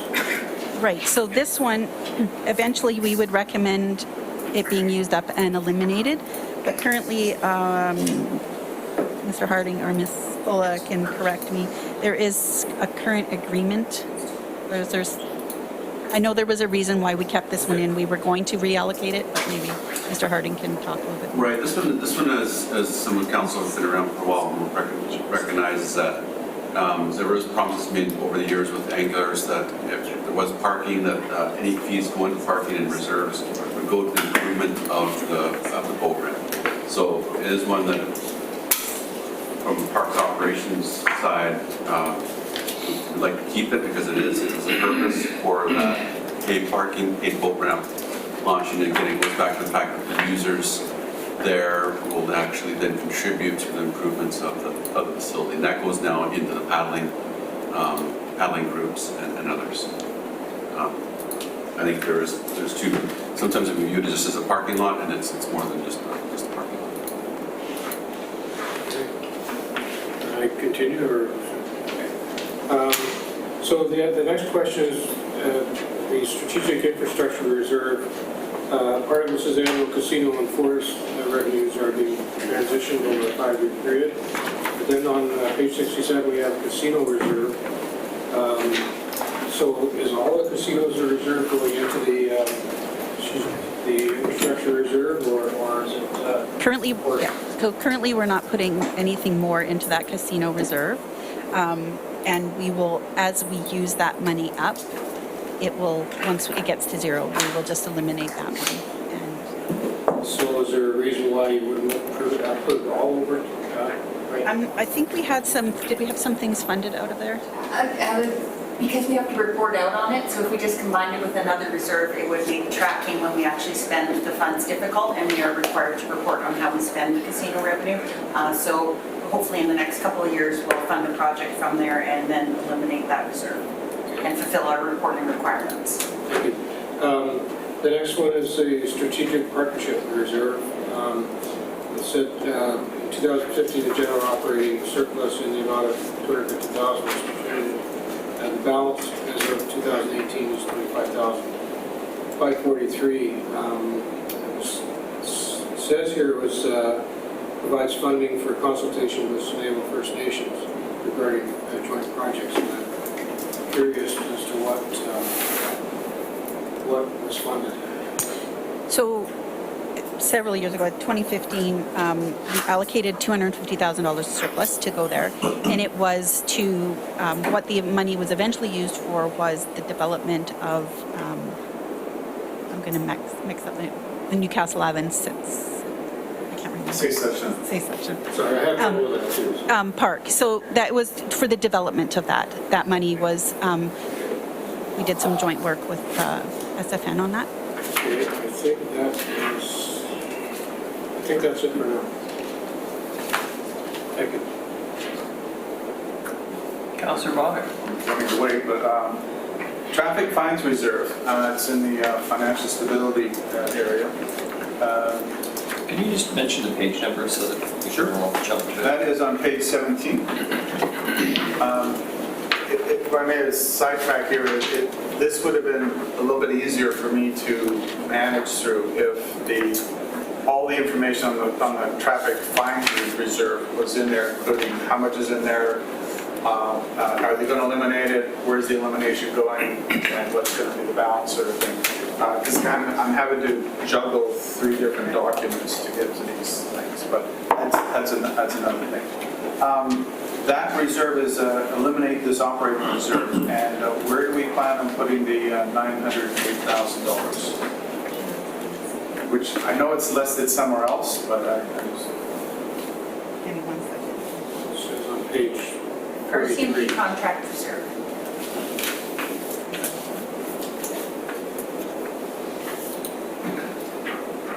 It's going into the RCMP contract reserve.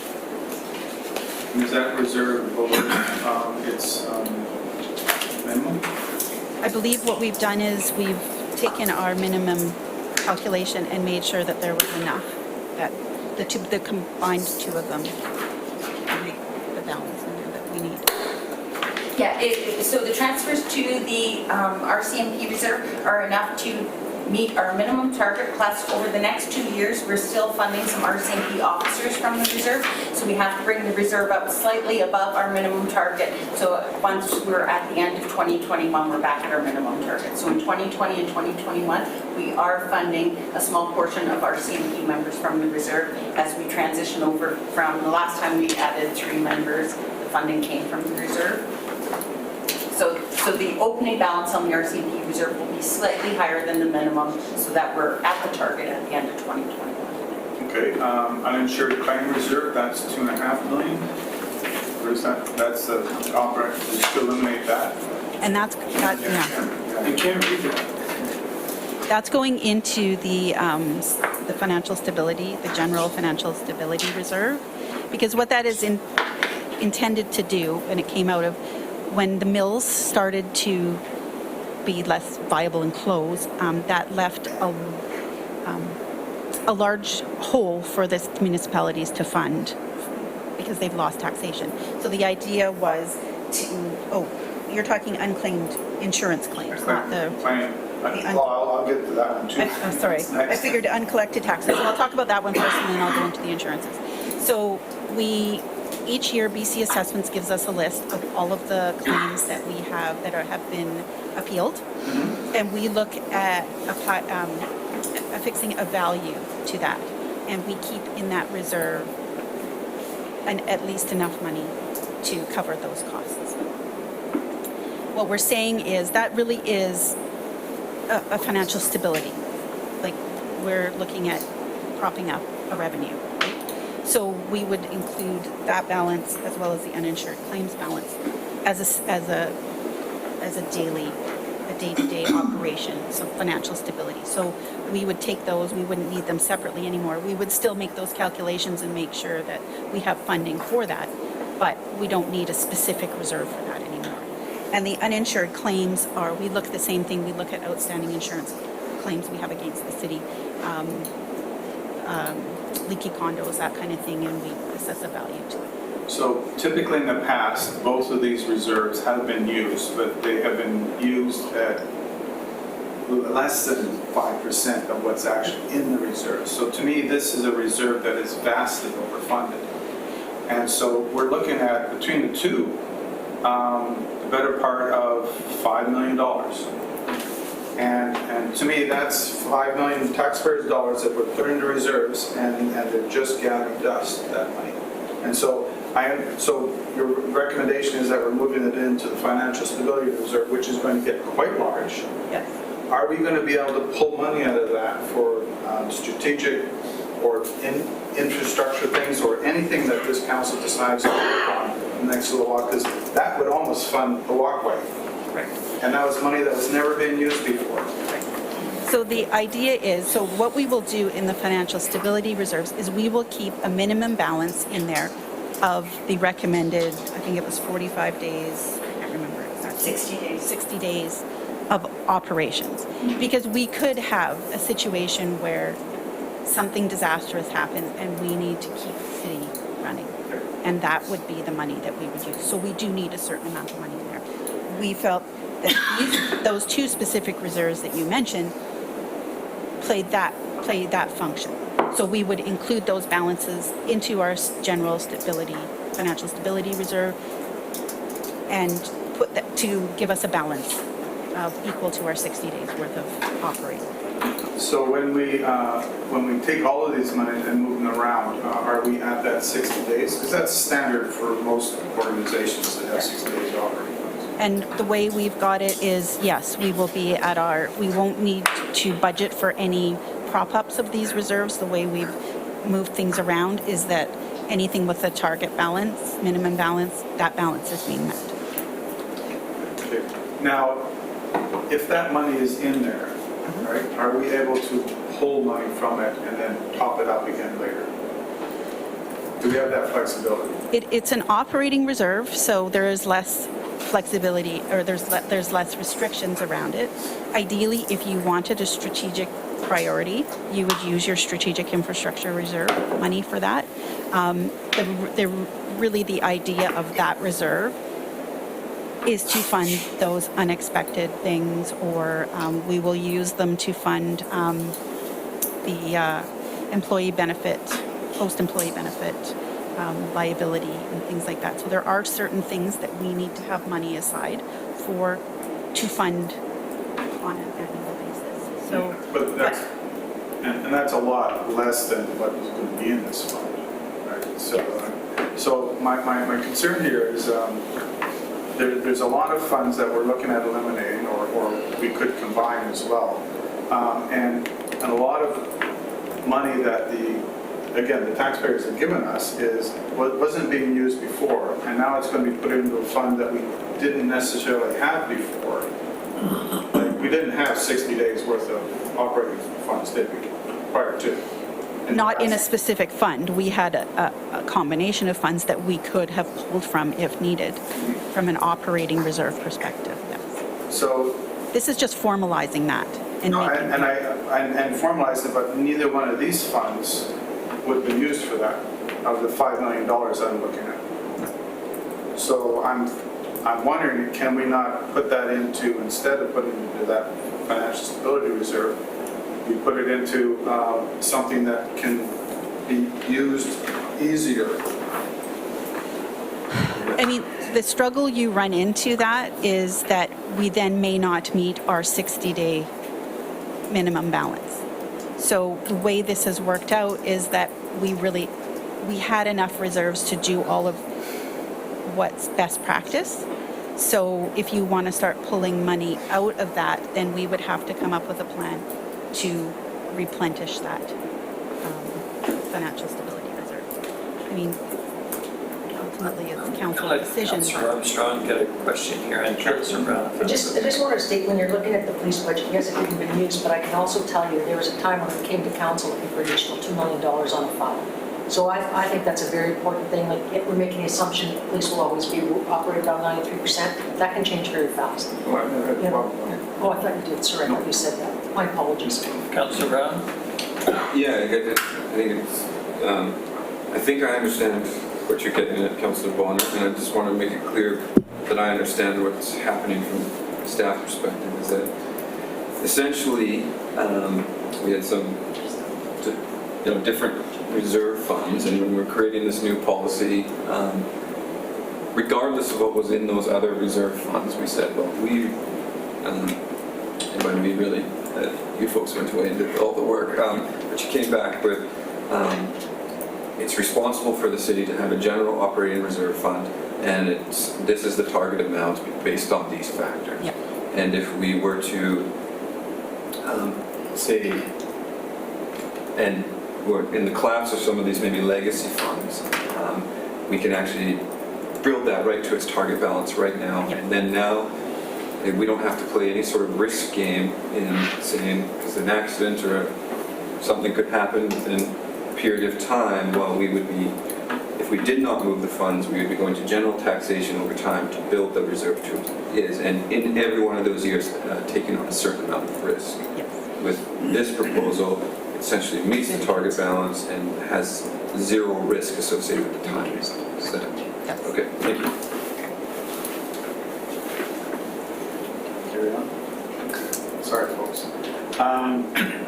I've always looked at the copy replacement reserve and the IT reserve, information technologies reserve, as being roughly the same thing. And I realize photocopiers aren't that, but photocopiers are pretty well computers nowadays. And it seemed to me that some of the reserves that we have, that they may be starved. We may have two reserves that don't have a lot of money in them, but if we combine them into one reserve, we'd have a lot of money, and then we could do something with it. So it seemed to me that that would be an ideal for the copier replacement reserve and the information technology reserve to be combined into one with a maximum set. And because then that would bring both of them up to quite a large amount of money, and then give you the staff a bit more flexibility on purchasing how to do those things. Go ahead. I think with the copier reserve, it goes back to the same thing we were talking about with the fleet reserve. The copier reserve, the charges are based on the equipment replacement plan, and that's very linked together, the reserve and the charge that people pay on their photocopiers. The IT reserve, we pay so much per unit that is connected to our network, and that funds different things. That funds servers. Potentially it could fund a CMMS system, but it may not have enough money for that. It funds things like our ERP system and citywide software and hardware. So they have two different functions, and the copier one is what goes in is very much linked to what we need to buy in the future, where the IT one, that will change as technology changes. So I wouldn't see combining them, keeping the copier separate. It shouldn't grow to an unreasonable amount because it is linked to the replacement plan, whereas the IT, we're planning for different software and changes that will come along in the future. But it's my understanding that the amount of money that gets paid out of this reserve is around $50,000 a year. So just, over a period of time. some context around that. The last few years, we have been in a bit of a holding pattern on copiers because we've trying to, well, when we went out for RFP for a supplier and those kind of things, and so we haven't maybe had as much in the plan for that, just based because we were in a bit of a holding pattern. I would suspect in the next few years, as our copiers come to end of life, we're going to see that reserve used up more because we've just been on hold. I think Legislative Services, they held on to their, unfortunately, a lot longer than they probably should have. And so there's some big dollars that'll start to come out of there. You're correct. For a couple of years, we basically bought nothing because we were deciding between were we going to continue with purchasing or were we going to go back to the lease model that we previously had. So everything was on hold, and there is a backlog of older photocopiers that now need to be replaced because we were in that holding pattern. And we'll be able to look at this later on, in a couple of years from now, to see how it's doing. Yeah, and like I say, this is a living document, and we do plan on updating it, and as we have better, newer information, or as we said, if some of them start to grow into a balance that is too high, we will come back to you with changes. And every time we go to update this, we will come back to you with all the information on the changes that we would like to see. Because, I mean, okay, I just got to look quickly. Like, this one from 2009, 2018 only used up $400,000. And $700,000 was put into the fund. So to me, this is a fund that is over saturation. Which one is that? I'm sorry, I'm on page 19. So in a period of 9 years, contributions were $700,000. Total funding was from this thing was only $396,000. And 10 years, like 9 years, is a long time to get an average. So I'm just thinking this fund seems to be overfunded. And what'll happen is in the next few years when we have to go to fund a CMMS system or an update to our ERP system or a new ERP system, this will not be enough. So it looks flush now, but with our plan, the way our replacement and the things that we know that are coming on the horizon, this isn't going to be enough. No, if we look specifically, for example, at the IT reserve, we do not have sufficient funding in there to pay for whatever decision we make on an ERP system. We're actually looking to use our asset management reserve to pay for whichever direction we go with an ERP system, because the IT reserve will not have sufficient funding in it. So while it may look flush, it actually can't fund everything we want to do in the IT world. And that's good because that's what the asset management reserve is for. Yep, it's to help with those, yes. But we also have all that facility stuff hanging out there in the asset management world that will come into the plan over the next few years as the facility master plan is done and the condition assessment is finished up. There's a whack of these, but I'm cognizant of councils and staff time, so I think I'm good. I'm fine for now, right? So I'll just let it go. Be warmed down.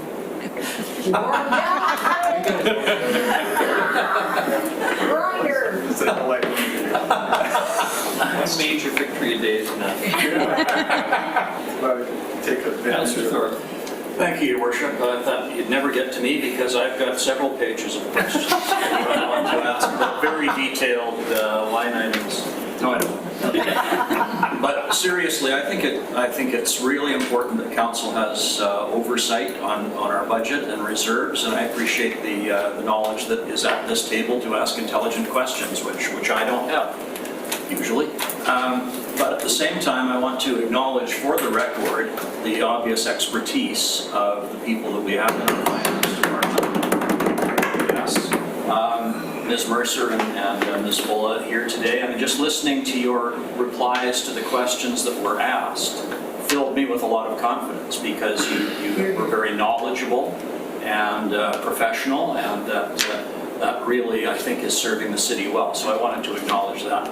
The other thing that I heard more than once was reference to best practice, which is something that I always like to ask about, and I have heard that, and I appreciate that you try to strive for best practice in what you do here with the city of Nanaimo.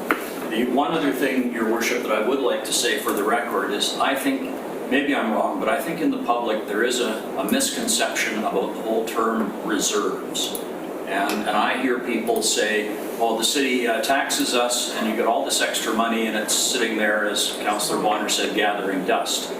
When in fact it's not. They are earmarked as funding pots for very specific projects or tasks, and as you've indicated, 86% roughly of those reserve monies are used. So we need the reserve money. It's not extra money just sitting around every year growing. So I think that's an important point that we need to keep in mind and stress to the public if they ask about all of the reserves that we do have.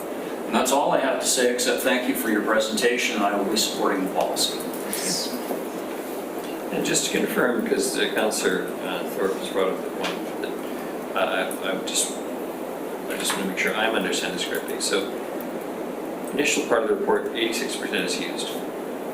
So, are you telling me if we put in $1, we spend 86 cents of it within a short period of time? Within the 10 years, yeah. Within a 10-year time frame? Averaged over that period of time? Yep, averaged, yep. So we're really being really cautious to the extent of 14%, which isn't that substantial. Well, just a quick question, but if you took it over a longer period of time, like if there was just a termination date where we did no more projects, it would sort of equal 100%. Yep. Most of the reserves, well, a good majority of the reserves have a plan that back up the value in that reserve. So we have a photocopier plan, we have an IT plan, we have a equipment replacement plan. We have a lot of plans that we might not need the money today, but we will need it tomorrow. And if we don't have it tomorrow, then we're coming back to you for tax dollars. And that isn't the best way to do that. If we incrementally save up money over time, there's less impact on the tax. It's like saving for a new.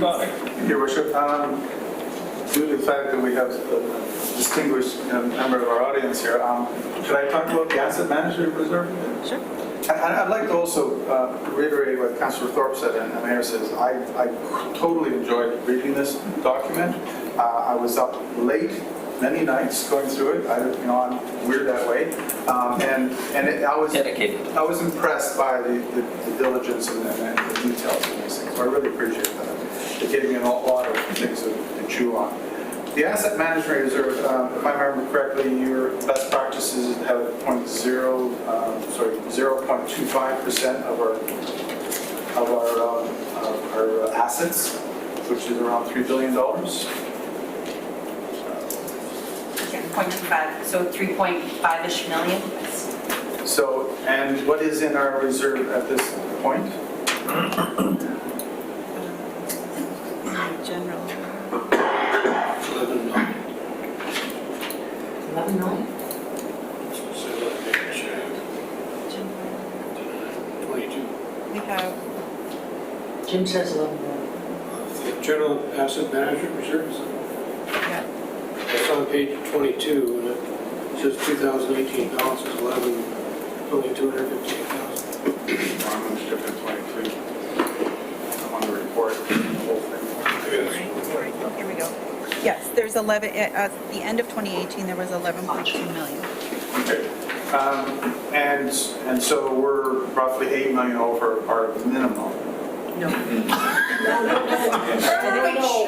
at one point in time, sorry. No, I'm not. So when we're funding the plan, we're looking at 10 years, and when I look at the 2019 to 2027 project plan, we actually, in one future year, I want to say it's year 6, 7, we actually come very close to the minimum. So while the reserve seems very flush at the end of 2018, we have big dollar projects coming down the road, so that reserve goes up and down. That's the whole idea of having the asset management reserve, is to smooth out those bumps in the road, so that we're not coming to you and going, hey, we need this big property tax increase. So very dangerous just to focus on 1 year. We're looking at the 10 years, and I do know in the current plan, which of course will change as we look at our new project plan, in the current plan, we are very close to that minimum balance in 1 year. Sorry to interrupt. That's My correct. My apologies. actual question was, do you envision a maximum for this particular fund? I guess that would really depend on, do we get to a point where we can close the gap? And so likely, given that and if we add more infrastructure and we get better information, that amount that we need to fund will grow. So likely, I don't, unless there's a best practice out there for that, I would say we wouldn't put a maximum on it. Councilor Kessler. That's great. Thank you, Worship. Through you to Ms. Mercer. I'm just curious, in the financial stability reserve fund, that money in there, we then invest that in very low risk financial instruments. Yes. How liquid is that money? I'm just curious, like, say if there was a big emergency or whatever, like, can you pull that money out almost instantaneously, or this is just a curiosity question. No, we keep a certain amount in our liquid, like our bank account. We get a fairly good rate on our bank account. We also have a couple of investment accounts that are very liquid. We can pull the money out right away, and we get a better rate on those. So at any given time, we probably have, $50 to $100 million that's quite liquid. But we also have some that are fixed terms, and we generally don't go any longer than 3 years. Lots of it lately has been shorter term because the interest rates weren't good going out longer. They're shorter. So anywhere from 1 to 3 years, we have a certain amount of our portfolio that's more locked in. Some of those investments we could pull out we get penalized a little bit, but some of them we can't touch at all. Right. So there's a mix. There is quite a bit of money that we could grab right away, and then there's a chunk of it that is locked in. And is there, just to follow up on that, is there sort of like best practice policy around that? Yes, so we have a policy, and we try to balance. We don't want to invest too much in one institution. We're limited as to what we can invest in, and we try to diversify that as much as possible. Unfortunately, sometimes the same institutions come back with really good rates. Yeah. So, but we do try to diversify that, diversify over who we invest in, what we invest in, whether it's a GIC or a bond or fixed note, those kind of things. So there's a mix. Worship, if there was an appetite to visit the policy at some future finance and audit meeting, it's probably not a bad idea just to get a discussion going on how our asset management, our annual finances and our portfolio is managed. It's actually a valid question. No two municipalities do it the same. And what is our asset mix?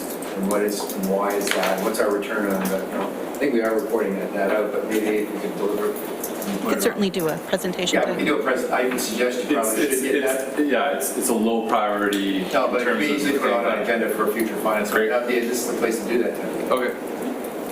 And just if I may, just echoing Councillor Thorpe, I'm always thoroughly impressed after these presentations, and I do leave feeling very confident in how the finances of the city are being managed. So thank you so much for all the work that you've been doing. Councillor Turley. So your worship, is a motion in order, or is this just? No, we are simply, it's a presentation. Okay. This way it's summary of the agenda. We would like a motion that says council approves the policy as is, or? So I would move that we endorse the summary of recommendations given to us by Finance Department on page 43. 43, I think that's the one we're talking about. Yep. Second, if that works. You satisfied with the motion? That work for you? Seconded, Councillor Brown. Any discussion? All those in favor? Motion carried. Voting for Aaron? I'm tempted to gild the lily, but I'll just say a simple thank you very much for all your work. Thank you very much. Yeah. I'm not the Logan, the low part. It's the only thing you take notes. Look up this list. We have no questions for question period, but we still have not wrapped up the previous discussion. And I'm just wondering, Mr. Rudolph, Your Worship, I have said this before, we find all of this dialogue and discourse of council informative. It helps to shape how we approach our business plans and many of our reports. And that's why it's beneficial for staff to be here to listen to what you're having to say. So, in the absence of formal motions, we will take all of your commentary under advisement and do our best to deliver what we understand to be council's will on the issues that we have, and whether it will be business cases, whether we recognize the fiscal constraints that we're under, and arguably the capacity constraints in certain sections of our organization. So we will bring our best forward in terms of our budgets and our suggestions in anticipating not only what the departments feel they need to deliver the services, but to address the priorities of council as you've articulated through your strategic plan and your various other decisions you're making. So I personally found it very helpful. A good way to end it. Motion to adjourn. Yes, it is. I do have one little comment. yes? Seeing as how we have a second motion to adjourn. Yeah, just one thing I wanted to say. We having fiscal constraints and also staff capacity constraints going into this next upcoming year. One thing, I know that there was some discussion on this, and just as an idea out there is leveraging in the short term community participation on projects, say for example in environmental restoration or tactical urbanism, and looking at the possibility of potentially having grant funding available where community groups can come with a proposal of wanting to do something where it's a small project but it gets community engagement and creates something or changes something in the community as a way that we can be doing something that is more inexpensive and tries to reduce the draw on staff resources as much as possible. Not to say that community volunteers don't take a little bit of management, but I guess get what I'm saying on that, and potentially looking at small little grant pots, $50,000 or something like that, in these diverse areas. So not that a motion be put forward today, but maybe some discussion that we can have building up into this budget cycle. Like the partners and funds. So, Your Worship, you're talking on the topic of partnerships and relationships, which is huge because we are in this together and leveraging partnerships. We talked about the Port Authority earlier and us, and there's so many ways to skin that cat. But the premise is if we're deliberate about seeking partnership arrangements where we can deliver services, it really opens up a whole set of opportunities, and we do that. Certainly, Richard, I'm sure, could speak quite lengthily at a lot of the partnership relationships. He always has the lengthy part because he knows I'm not. Well, he knows there's a lot of sure. those in play already. Yeah, good point. Second Thanks, motion, yeah. everyone. All those in favor? Motion carried. We are adjourned. Thank you, everyone.